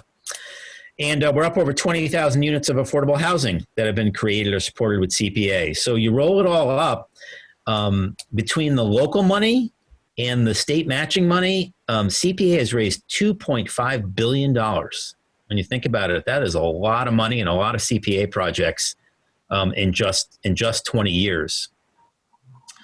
So the trust fund is something that I want to explain to everyone because it's the best part about CPA. I think without the state trust fund, I don't know if anyone would have adopted CPA, right? You can always raise your taxes by 1% and put it into a pot to do projects. But the real magic of CBA is that when you adopt a local surcharge and tax yourself, you get this matching money from the state. And it is a guaranteed trust fund, a true trust fund that is administered by the Department of Revenue. The money comes from fees that are charged on documents when they're filed at the Registry of Deeds. So when someone steps to the window at the registry and files a mortgage or a mortgage discharge or a plot plan or a deed, whatever they're turning in at the registry to be filed, there's a fee for that. And $20 of that fee used to be dedicated to the CPA trust fund. It's been the same $20 fee on documents for 20 years. And so we already lost about half of that money to attrition. So in 2008, actually, we started asking the legislature to raise that fee. And it took us 12 years to convince the legislature to do it. But we finally were successful in the summer of 2019. And the legislature changed that $20 fee on documents to $50. So it had to be a pretty big jump to make up for the fact that they hadn't raised it in 20 years. There is a separate fee for municipal lien certificates that used to be $10 and now it's $25. But the vast majority of documents that are filed at the registry, there's a $50 piece of the fee that people pay that goes to CPA. It goes right to the trust fund at DOR. And the only thing that can be done with that money is to pay it out to you as a match every November. Statutorily, the state can't spend it on anything else. It's not subject to appropriation by the legislature or the state budget. It's automatic. The money comes into the trust fund and it goes out to the CPA communities every November. And so last year, the based match, this was the first year that we had those new fees in place. And so you received 28.6% of what you raised locally. Jonathan, do you happen to know how much money you raised locally or in East Longmeadow? That's a very good question. Well, we'll find that out when you're meeting tomorrow. I don't have the answer to that, but I will have the answer to that. Yeah. In any case, let's say it was $100,000. I know it's more than that, but if a community had raised $100,000 locally, they would have gotten a $28,600 check from the trust fund in November. I think your revenue is probably somewhere in the $500,000 range locally, plus the match money. But I can look that up in a second too. And next year, believe it or not, I think the trust fund will actually be a little higher. The real estate market has been going crazy. We keep a chart on our website of how much money comes into the trust fund each month. The Department of Revenue reports it monthly. And the real estate activity has been, just outstanding. So in 2021, that'll be the first year that we have 12 full months of these higher fees being collected. That 28% match only was 10 months of the new fee and 2 months of the old fee. So it fully kicks in for November 2021. So I think we probably even could get, a little over 30% even, all things being equal. And if the real estate market holds up next November. So it's a good time to be in CPA now that we got the legislature to increase that fee. Any questions on the trust fund? All right. So I wanted to talk about the budgeting process, and it's good that you're going to examine your budget at the next meeting because this is the time of year when everyone does budgets, right? General municipal budgets and CPA budgets are all done around this time of year. And every year you have to present a budget to the town council. And it does require a vote at your committee and a recommendation from your committee to the town council. And your budget is based on what you expect to collect in the next year from your local revenue, your 1% surcharge, and then an estimate of what you're going to get next November. So you'd be working right now, starting to work on the FY22 budget. And at some point this spring, you'll present that to your town council and they will vote on that. So your total budget is based on those two figures, what you collect locally and then the trust fund match that you get on top of that. So feel free to stop me or jump in anytime you want to ask questions on this. So of the total amount of money you have available to every year, the rules of CPA say you have to spend or reserve 10% of that total pot for historic preservation, 10% for open space and recreation. Those two categories share a reserve account. There's actually not 4 reserve accounts, there's only 3. Open space, meaning conservation land, and recreation are 1 reserve account. And housing is the other one. And the rule is spend or reserve.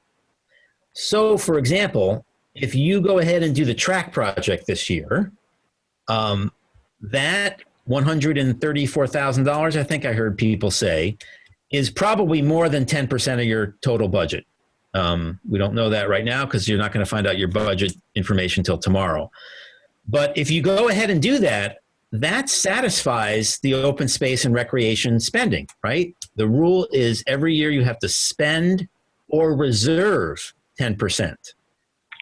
So you don't have to put 10% into your open space and recreation reserve this year. If you do the track project, that project would be your requirement for that category. But if you have no housing projects, and I don't think you got any housing applications this year, you would have to put in your budget 10% of your total revenue to go into the housing reserve. Does that make sense?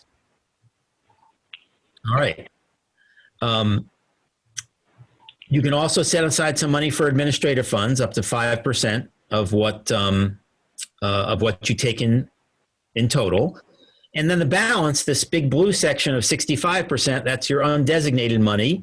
And you can spend that any way you want. You could spend that all on a historic project, all on an open space project. You can hang on to that, and there's no requirement that you spend everything every year that you take in.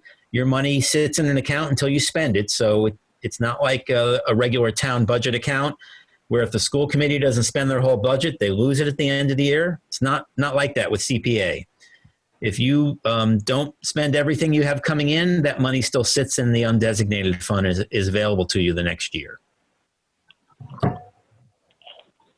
All right. So what does a budget look like? And I don't know what format you use. Everyone uses a different format for their budget article that they present in front of the council. But if you had, let's say, $500,000 in revenue that you anticipated between the local surcharge and the state matching money, you would have to give the council a budget for that.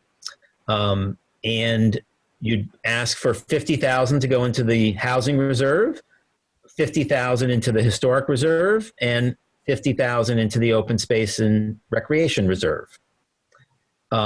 You also could set aside 5% for administrative. Then you have your projects that you might do, like the historic projects that are in front of you or the track projects.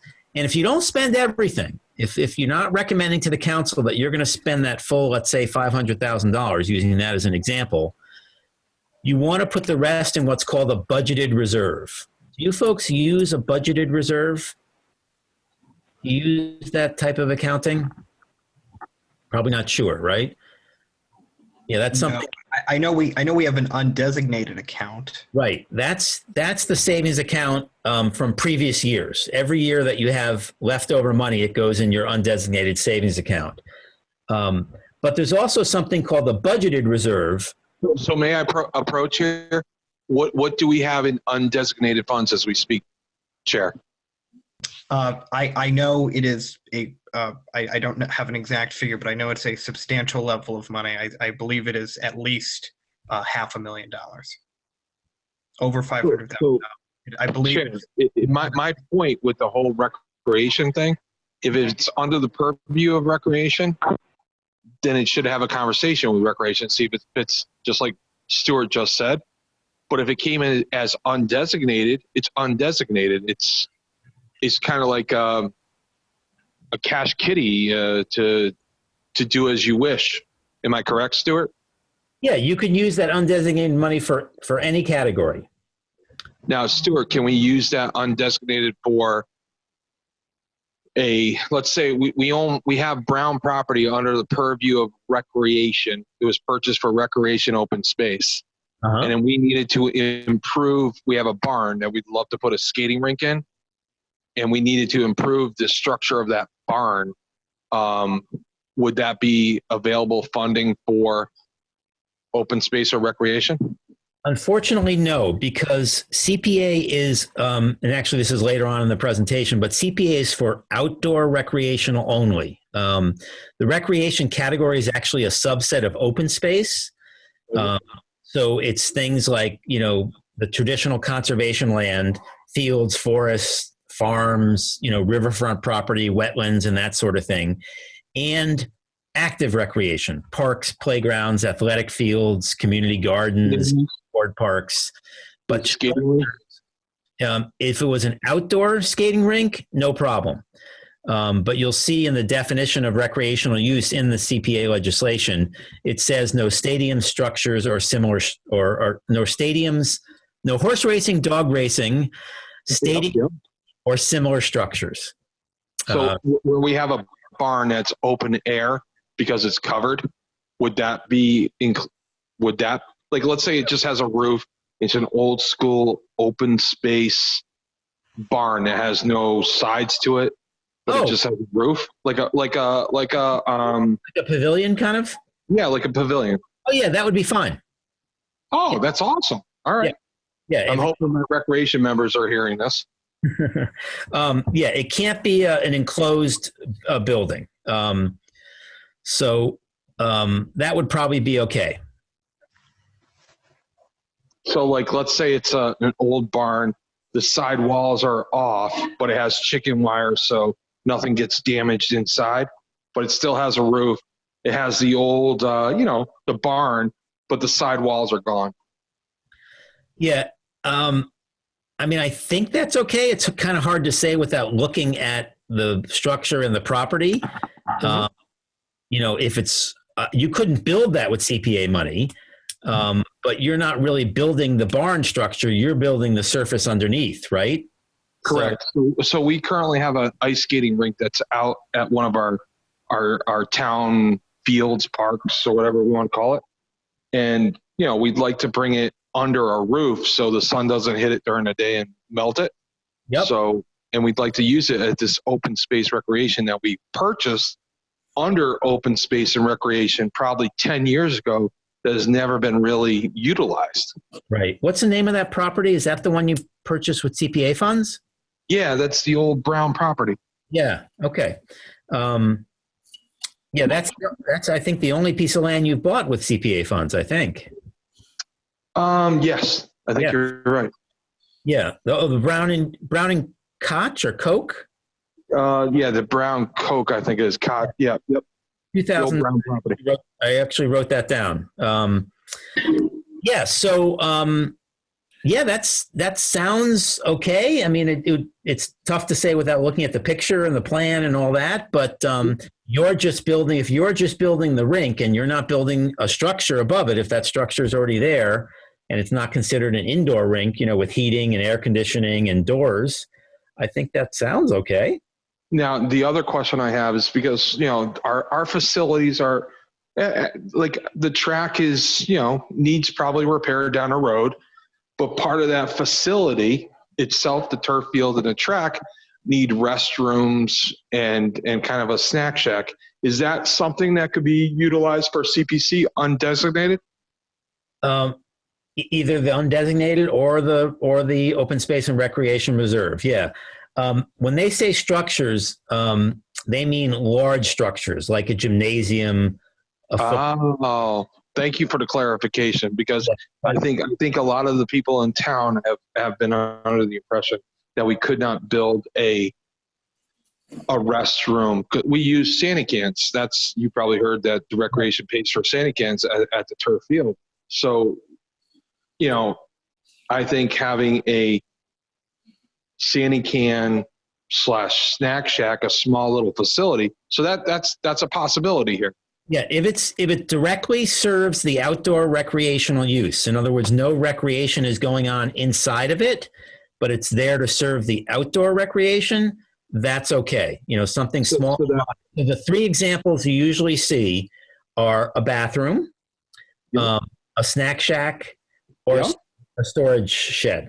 Those are the three kind of structures that directly serve the outdoor recreational facility. But if you built it with an office in there, or a community room, that would not be okay, because then things are happening inside the structure. That's a full structure.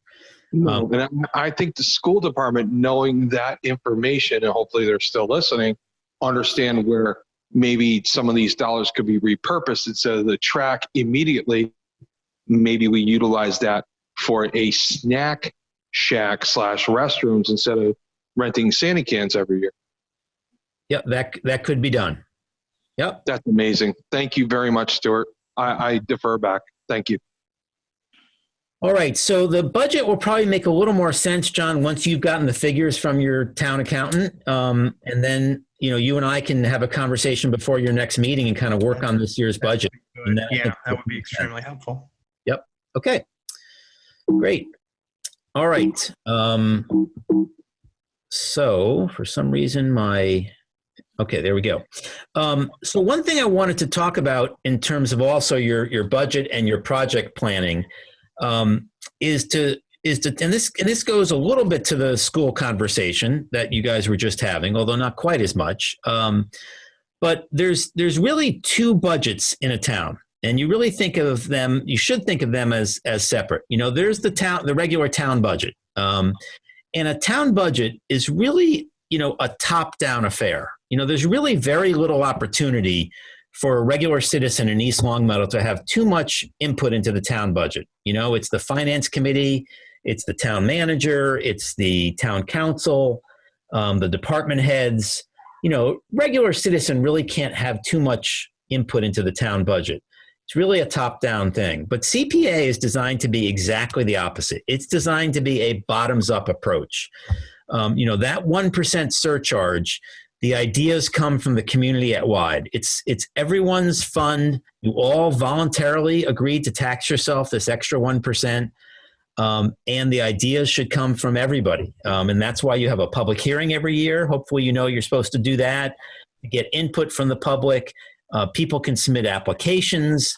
People can come up with great ideas. This is a quality of life program that in the fund belongs to the community. And the cities and towns that kind of operate their program this way are the ones that really have great success.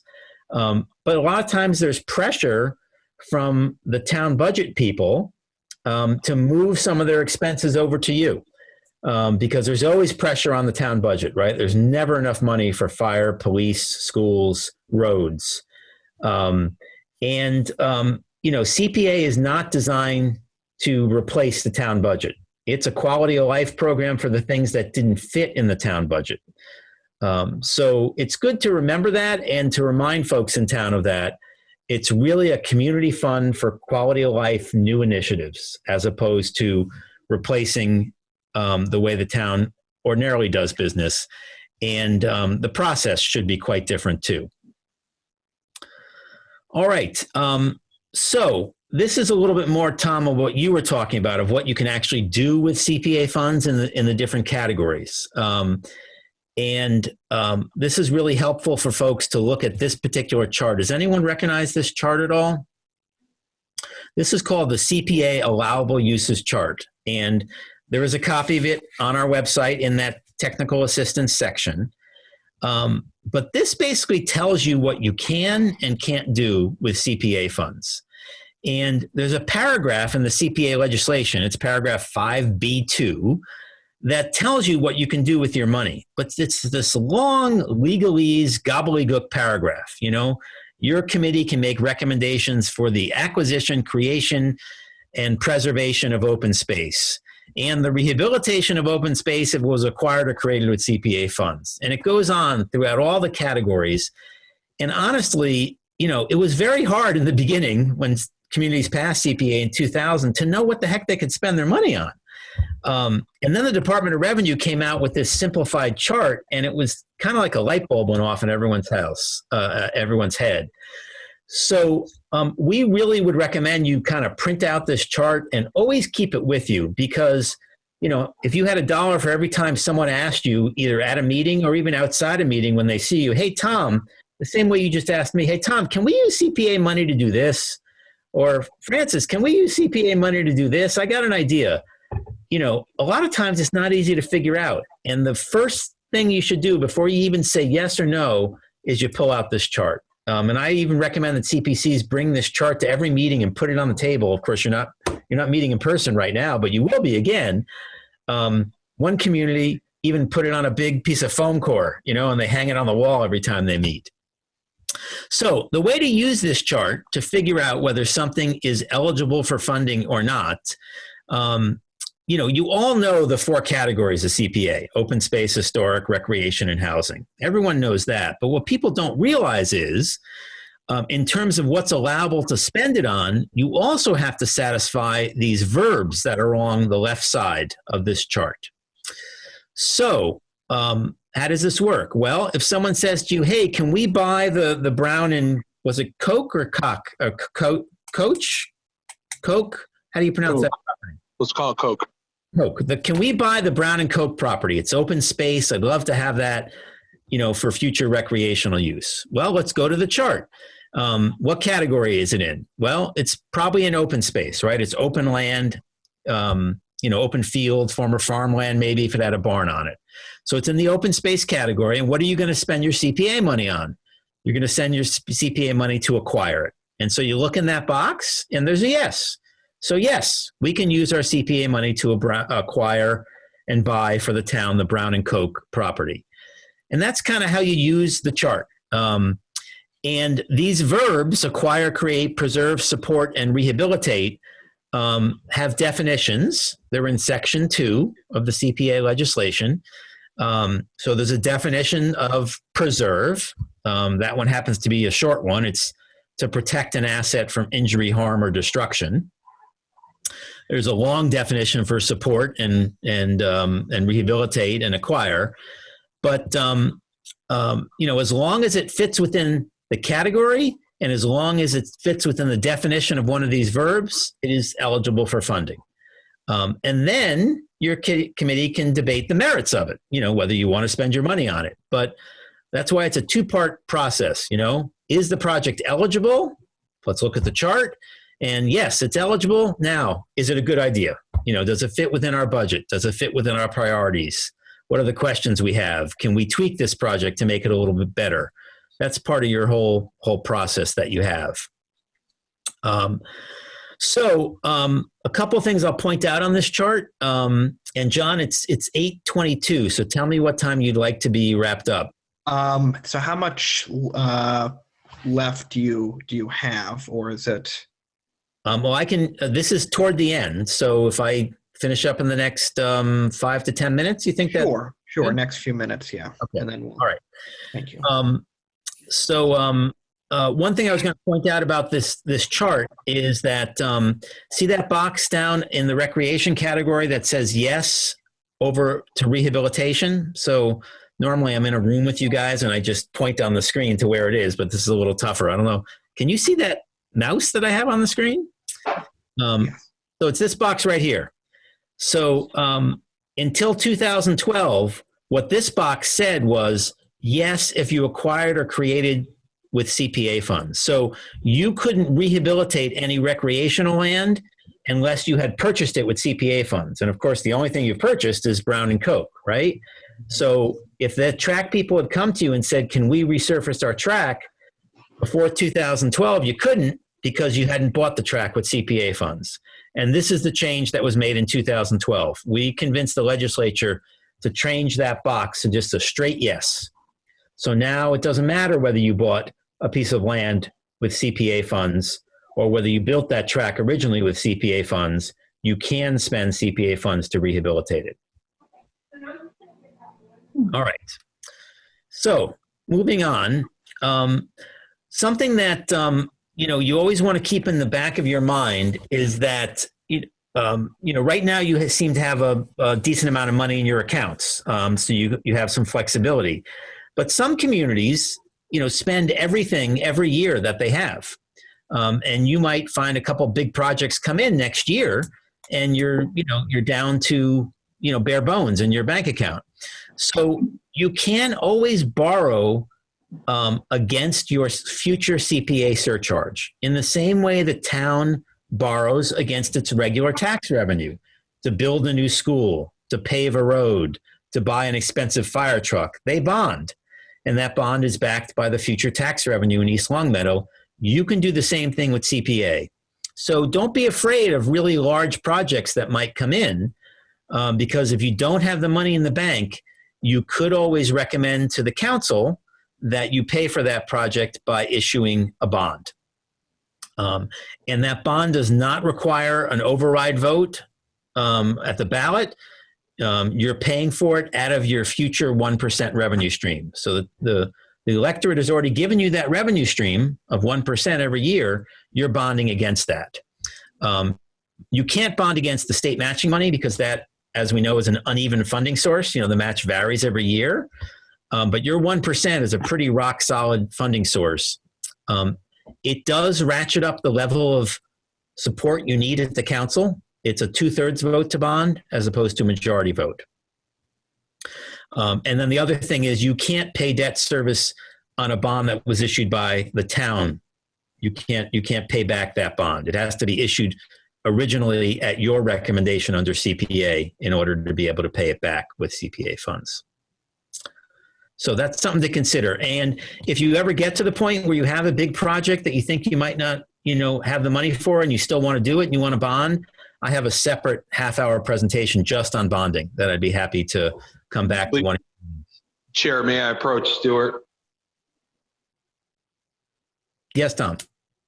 So, Stewart, we have about a $7.6 million project for Heritage Park for recreation with, open space. So this would be something that we could bond out through open space and recreation. Correct. An amphitheater, like what they did in Agawam, Massachusetts. Oh, what's the name of that park there? Yeah, they bought the land for that, and then they built that park out from scratch. River Park, I think it is. Or the School Park.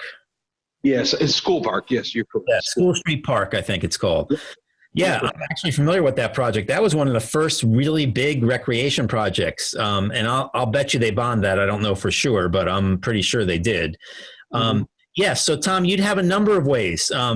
You'd have to see if your local surcharge would support the debt service on that large a bond, but you don't have to pay it all, right? So you could present it to the council saying that CPA is willing to bond $4 million of it, and you'd like to bond $3.6 million, the other part of it, against the town's regular tax revenue stream. Or you could say, we're going to take the $500,000 from our undesignated fund and put that toward it, and then 3.5 bond, and then we want the town to bond the rest. So you can mix and match, current money with town money and CPA money to come up with that whole figure. Thank you very much, because there was some bone of contention about in regards to whether or not we could bond or not with CPC money. Greatly appreciated. Thank you. You absolutely can. So getting toward the end here, these are kind of just 5 basic tenets of CPA that I always like to remind folks because they come up over and over again. These are probably the 5 things that we see the most often. The first I kind of hinted at a little bit with that up and down slide I showed you, that CPA is not generally, it's always for new initiatives, not to supplant things that the city is already doing in its regular budget. They're not designed to move over regular budget expenses to you. So, Tom, you can build that new park, but you can't pay the staff at the recreation department with CPA funds because they're already in the regular budget. Or you can't do the maintenance on town fields, the grass cutting or the fertilizer, because that's already in the regular town budget. So why can we do town maintenance on a facility then? Well, that was the first question we had, is whether that track was maintenance or capital expense. And it seemed like most of the committee agreed with the school committee that they felt it was a capital expense. But that was the first part of that discussion, was whether that track is maintenance or capital. I think they said that Longmeadow did a similar project and they felt it was a capital project. So that's a tough call on those tracks, but that's up to you folks. Thank you. Maintenance is never allowed with CPA funds or operating expenses. As we talked about, Tom, recreation is for outdoor recreation only. So no structures, gymnasiums, buildings, unless they're small and support the outdoor recreational use. One thing for historic projects is important, and I know Tony and I have had a discussion about this, and then John too, is when you do historic work, you have to follow the Secretary of Interior standards. CPA is an extra funding source so that you can do your historic work properly. A lot of towns, when they have to pay for it out of their own budgets, they don't necessarily do the right thing by historic buildings. They'll take out the beautiful old wooden original windows in a historic building and put vinyl replacement windows in. That's not proper historic standards, and CPA gives you the extra money so you can do it right. And so there is something called the Secretary of Interior Standards. That's also on the technical assistance page of our website. And those are required anytime you do any work with CPA funds on a historic building. And then the last thing is, whenever you buy something with CPA funds, usually land or a building, you have to have a permanent restriction on that property held by someone other than the town that guarantees that property is going to be used forever for what you purchased it for. So, for example, Brown and Koch, the open space, hopefully has a permanent restriction on it. This is a step that is missed by some communities, and the state is kind of now cracking down a little bit on communities. So that is something to check. I don't know how many people have been on the committee back when 2009. Yeah, and Stewart, great point. Actually, it was designated finally open space and recreation. Okay. Did that happen recently? Did it take a while to do that, or? I think it happened like 3 or 4 years ago. It sometimes takes a long time for that to happen. But it was designated under the previous town manager as open space and recreation. Okay, that might not be the same thing as a restriction, actually. So, but we can talk about that offline, because I did promise John we'd be wrapping up. So, and in fact, that is the last slide. So, we do have that hotline, and we're happy to answer any other questions. And John, I'll turn it back to you if folks have questions now, or if you want to move on to your agenda. I'm happy to take questions. So I just had a very quick question. Would you be able to email me a copy of this so that the committee is able to take a look at or have some of this information at their fingertips? Absolutely. I'll do that right when we're done here tonight. Okay. And then so I will open it up to kind of quick questions, just time permitted, now that we're a little after 8:30. If anybody has, Francis. Yeah, I would like to ask you, John, if you could do some research on whether Norcross House, because we have that coming before us at our next meeting, whether it follows any of these guidelines and where it comes in terms of being a historic building with a permanent restriction on the deed. Could you check all that out for us before the meeting? Yes, we also, I know the very next thing that we'll be talking about, and I'm not sure if we'll be able to get to as long as to the extent of what I want to, but we have two people from the Historical Commission that are in the attendees list that could probably answer that question. Okay, thank you. If not, that could be probably answered fairly quickly. And Jonathan, I know I asked you when we talked about Norcross House if that restriction ever did get done, and it definitely did. I actually found a copy of it in our files too. Okay, So, thank you. you guys have a copy of that, the Norcross House historic preservation restriction? Because I did come across it, and I can send it to you. That would actually be very helpful. I can disseminate that to the committee as well. Yeah, so that did get done. That preservation restriction, that was one of my concerns. But it is approved by Mass Historic, and it is filed at the Registry of Deeds. And actually, someone probably had to pay the CPA filing fee when they filed that restriction. So you contributed $20 to the trust fund back when you filed that restriction at the registry. But it is all taken care of. So I'll send a copy of that to you, along with a copy of the presentation. Okay. Does anybody else have questions? No question, Jonathan. It's Brian through the chair. Stewart, I appreciate your time and your presentation. Especially for myself, I've only been with CPC for a little over a year. So this is really good, very informative, and I appreciate it. And Jonathan, you said you're going to send this presentation to the members. Is that correct? Yeah. So once I get it from Stewart, I can send it via email to everyone. Fantastic. So Stewart, thank you again. Great. Nice to meet you, Brian. And likewise. Also, if you have any questions, and Jonathan, I'm happy to work with you on the budget figures once you get them. So you have definitely. We'll have a side chat about this soon in time for the next meeting so that we can kind of make sure things are straight. Great. All right. Well, good to be with you all tonight. And thank you very much. Thanks again. I'm going to sign off, and we'll talk to you soon. Thank you very much, Stewart. All right. Take care. Good night. Thank you. Okay, so following through the rest of the agenda, just to kind of start curving it out, I'm not sure, Mr. Mack, if you're able to invite in Tina Osgood and Donna Martinez. They are the applicants for the Norcross, 2 Norcross House. Yep. Application. On the way. So we'll get them connected in.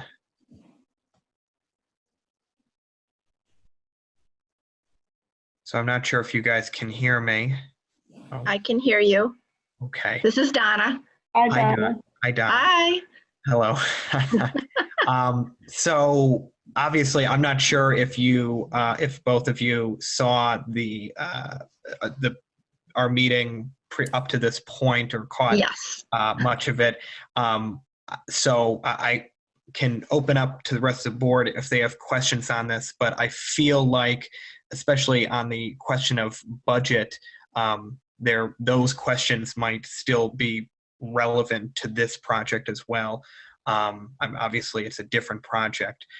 One question that was answered was that Stewart said that there was a restriction, or that had been filed properly. So that was actually one of my questions to both of you, but he was able to answer that for me. Yes, I have a copy of that too. Beautiful. So I will have the rest of the board, if you have any questions, just judging from how the first application went this evening, I would feel uncomfortable voting, probably because I believe that the rest of the committee feels the same reasons, and my hope is for the next agenda, instead of just having a discussion on it, perhaps making it known that agenda topic will be voted on in that evening. And perhaps that should be a general practice that is adopted going forward.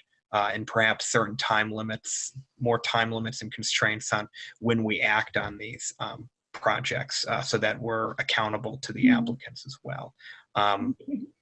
So with that, does anybody have any questions for the applicants?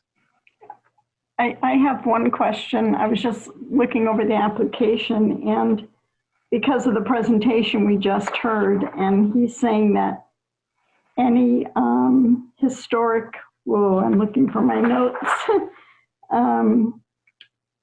historic preservation needs to follow the secretary standards.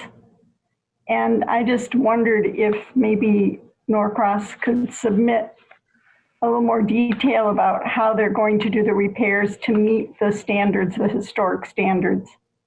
Well, the repairs to the porch have already been done, and they were done exactly the way that they were prior. Okay. So we didn't change anything. We just took out what was there and put in exactly what was there. There was no alterations made. Okay. And just to let you know, Francis, because I know this was your question too, I have from my notes from the last meeting, and I know the budget has changed, but at the point when we were discussing this in December, the budget or the funds in the historic portion were around $262,000. So I can only guess, since nothing was spent between now and then, that it's either that or more. Is that correct, Jonathan?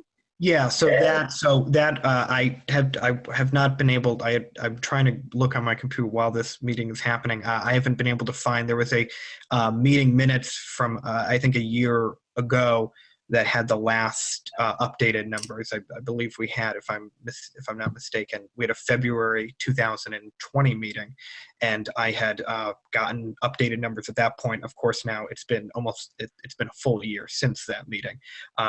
So all of those accounts have increased by the virtue of, there's only one application there's been 3 applications that have been recommended out of this committee, but only one of those has actually been voted on and approved by the council. And that was a project regarding the Heritage Park, which came out of recreation.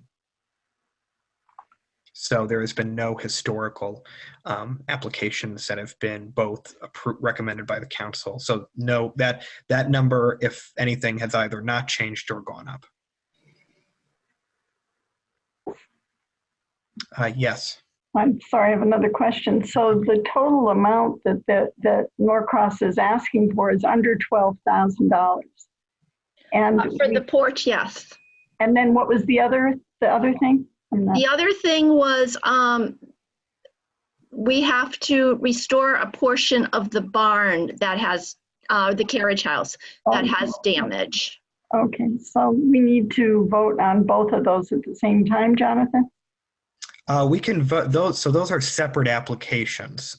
So we would do one vote on one of them and then one vote on another one. Since we know there's enough funding in that account, I would like to recommend that we at least approve the reimbursement for the porch expenses at this time. I'll make a motion. Okay. That we vote on the porch application expenses. All right. Do I hear a second on that? Okay. Is there any discussion from other board members?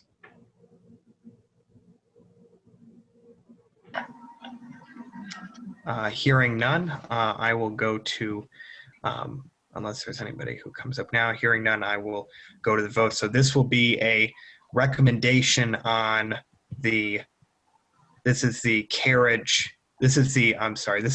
the porch. Right. Mm-hmm. For the Norcross porch for, what is the exact number here? I just had it in front of me. $11,625. Yeah. That is the number that the applicant is asking on this specific project.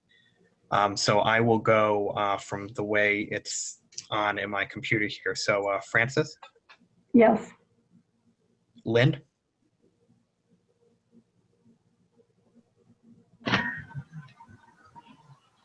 Lynn, I'm not sure if you're able to hear, or she could raise her hand if she's in favor. Yeah, or she can write it in the chat. You can put it in the chat. Okay, can you hear me? Barely? A little bit, yes. Try perhaps doing it in the chat. That might be easier. Okay.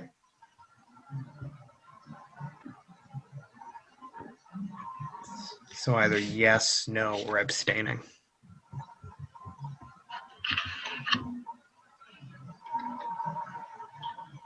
All right.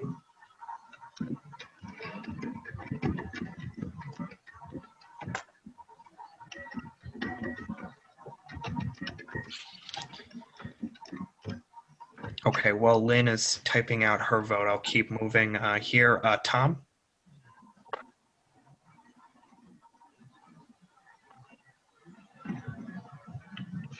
I just sent a question. I thought I heard that this is a reimbursement because the porch was already done.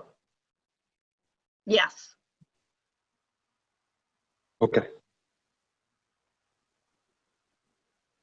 So Tom, on the question before us,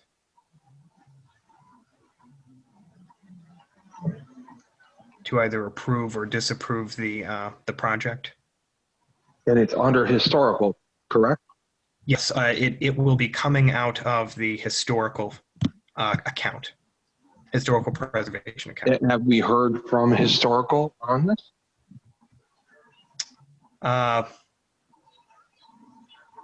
Historical is in favor of it. Then Tom K is in favor. Brian? My vote is yes. And Ralph, I think you already made your voice. Yes again. Okay. And I am a yes as well. Okay, so with a unanimous vote that... Lynn is a yes. She put it in the chat. Lynn was yes. Okay, I apologize. Sorry. I've unfortunately been missing some things from the chat just because I haven't been looking at it this entire time. So I apologize for that. So Lynn Booth is also a yes. So that is a unanimous yes from 6 members. I don't see Tony on here. I know he was here previously. I'm not sure if something may have happened technologically, but he is not present for this vote. So that is a unanimous vote. So that is now going to be moving on to the town council. So what I will do is I will put together, so it's going to be recommending the full amount coming out of historical preservation, and I will put together a cover letter, a letter of recommendation on behalf of the committee to submit to the town council, and they can review this project at their earliest convenience. Chair, may I approach historical commission member? Ralph, in this situation, were you involved with the process with Norcross? Meaning what? Meaning, you're the representative of historical. So did historical and Norcross have a conversation? Oh yes, we're neighbors and we work back and forth very well together. That's fantastic. Thank you very much. Okay. Welcome. Now we have the second part. Now we have the second one that is for the carriage house door. So we've approved one of them now. So what is the pleasure of the committee right now? I'm not sure if people want to either wait or move forward. I know, we had a very good conversation with both Tina and Donna at our December meeting. And it seems that like I said earlier, some of the questions of whether it's in the registry and whatnot, those things seem to be in order at this time. The specific number being asked in that project is just a tad above $13,400. So it is ultimately, and it's going to be also coming out fully of the Historic Preservation Fund. So ultimately, it's the discretion of the board where to go forward. I had said at the beginning of this discussion is I didn't know if people still had issues around the budget or other issues that were especially brought up from our previous discussion on the previous application. So I was hesitant to move forward. And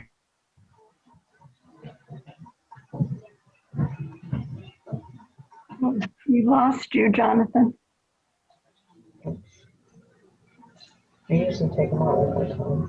I think your internet came blacked out. perhaps better structured rules around procedure, because there's not a lot of information that is available. So, how does the committee feel? Are there any motions, or do we feel it's best to wait, or?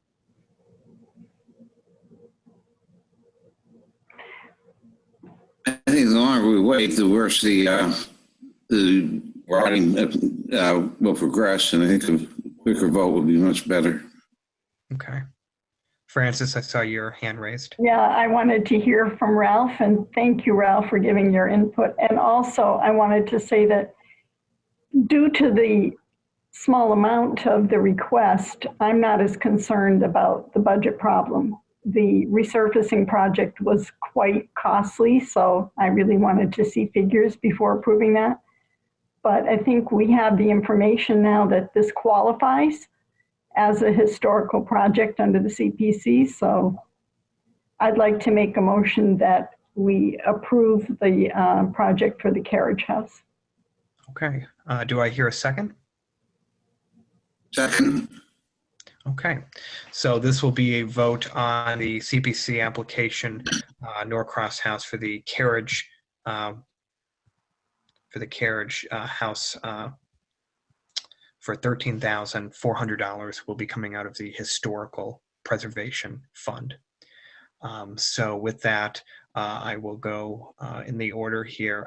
Francis? Yes.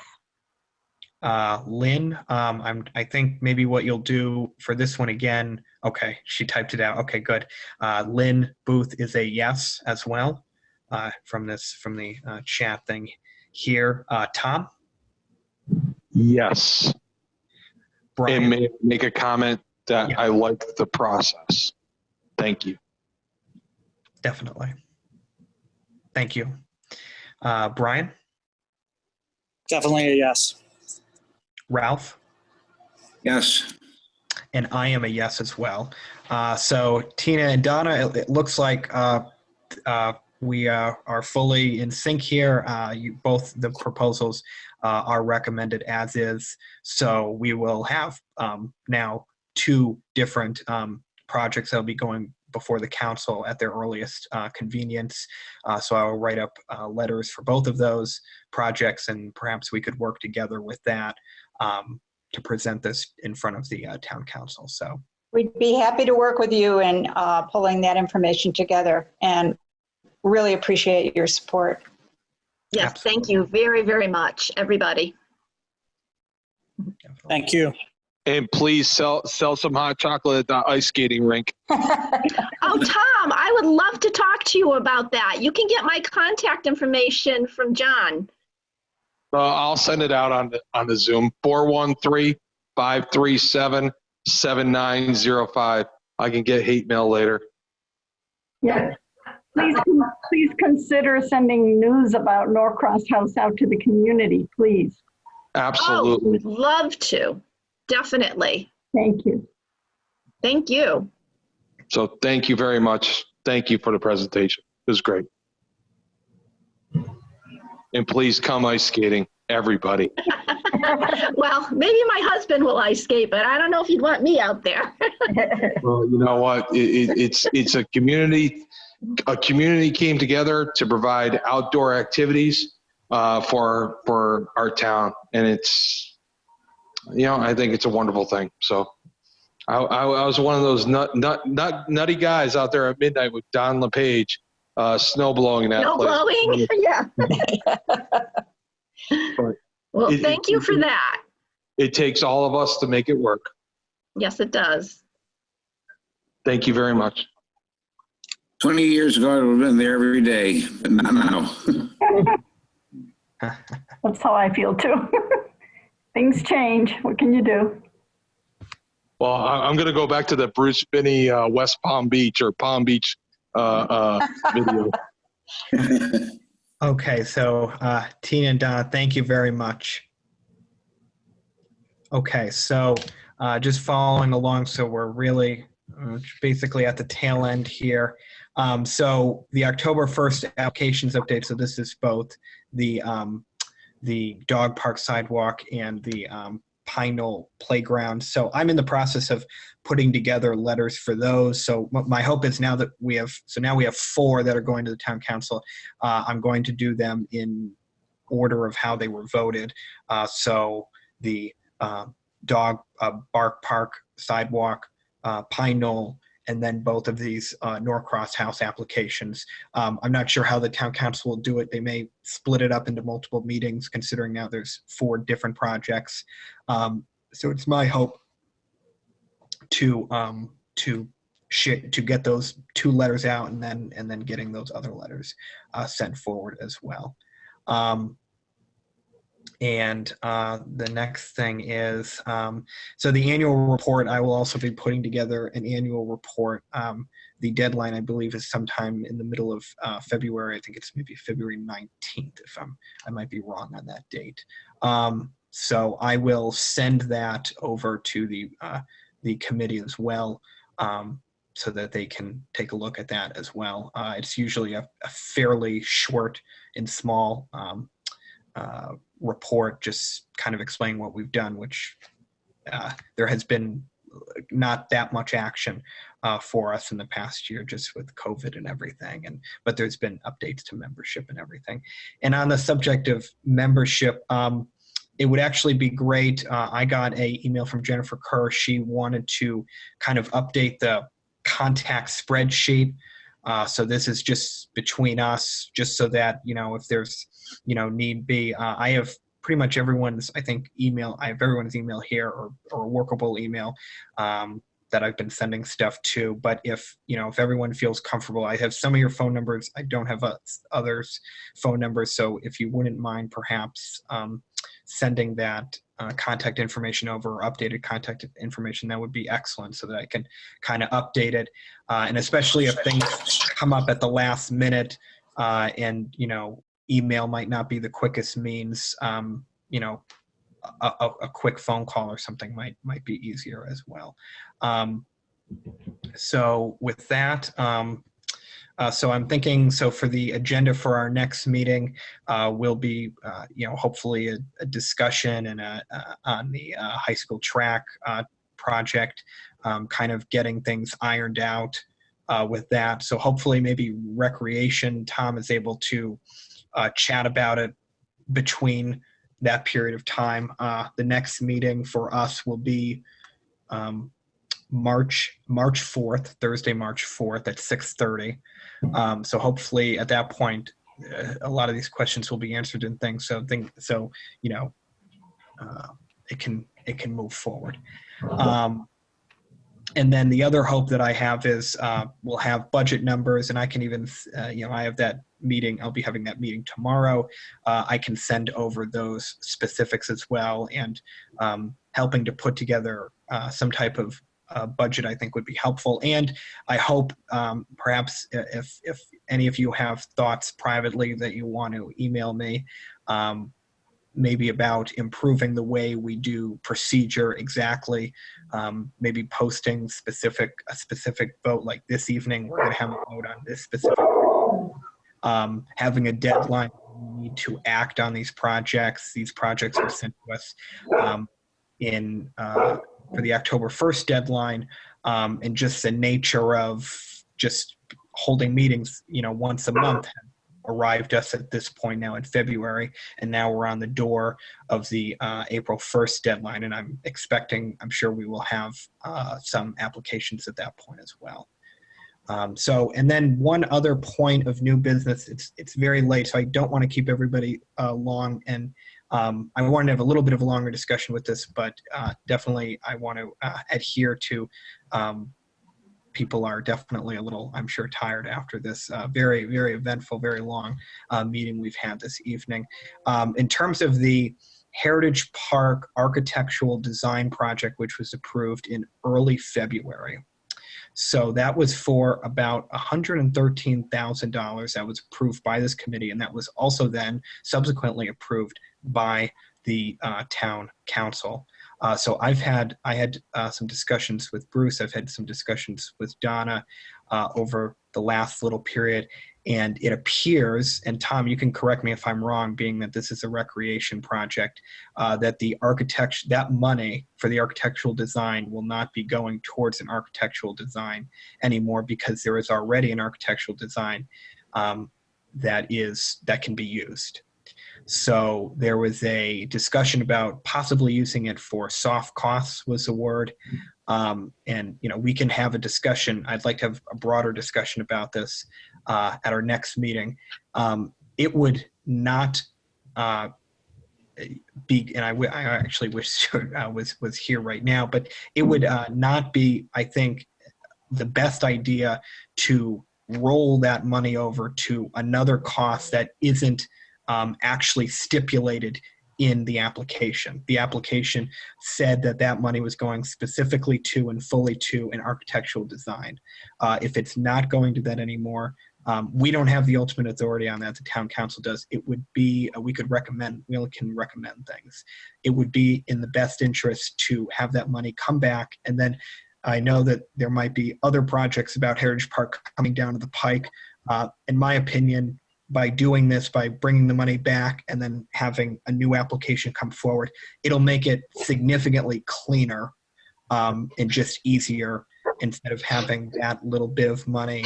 Tom, I'm not sure if you got all that, but I wanted to get your thoughts being that John, Tom here. Yes. As having a conversation with Bruce and some other folks, I do agree with you on that. And that discussion was had.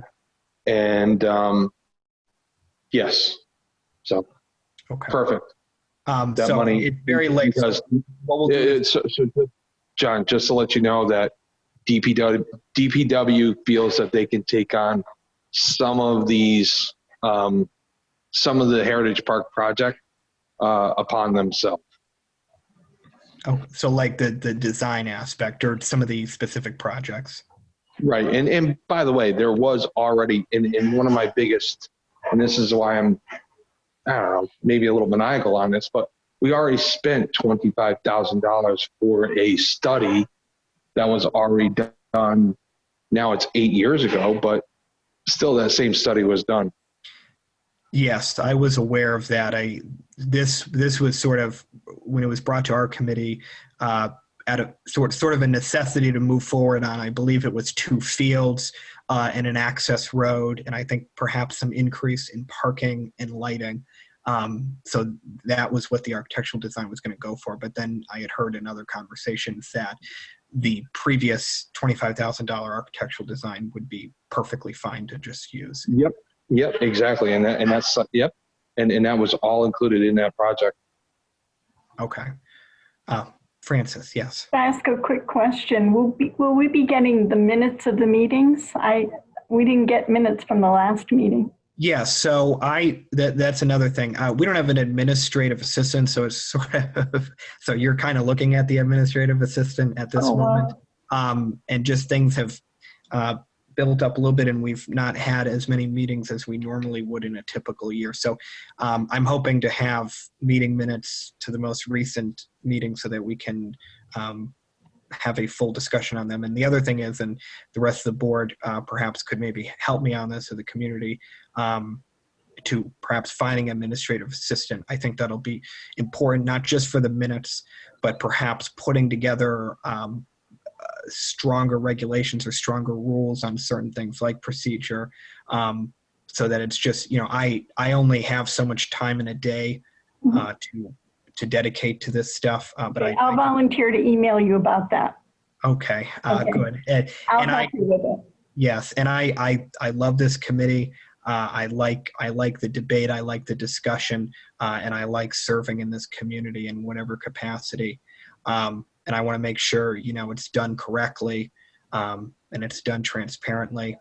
So, you know, I try to give it my all. So we will have. Thank you very much. Yes, and so with that, so yeah, we will work on many of those different things. I'll have that meeting tomorrow. I'll have those numbers for this committee, and right after I get off this, in the next handful of minutes, I will also.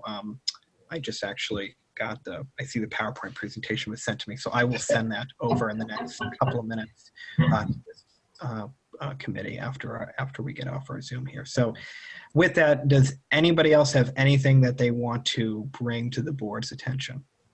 I make a motion to adjourn. Seconded. All right, and so motion to adjourn. So any discussion? No. So Francis? Yes. Lynn, you can maybe perhaps type in the chat again, or Tom? Lynn is a yes. Is a yes. Tom? That's the motion I put forward. Okay. That's a yes. Brian? Yep. Ralph? Ralph? Yes. Okay. And I am a yes as well. Okay. So, well, thank you, everyone. Thank you. And for a very fruitful discussion. I appreciate it. We got through a lot of business this evening. So thank you guys for staying a little bit past a regular period that we like to stay. So thank you. And thank you. Take care, everybody. Everybody have a great rest of their evening. Thank you. Thanks, John. Yes. Thank All right.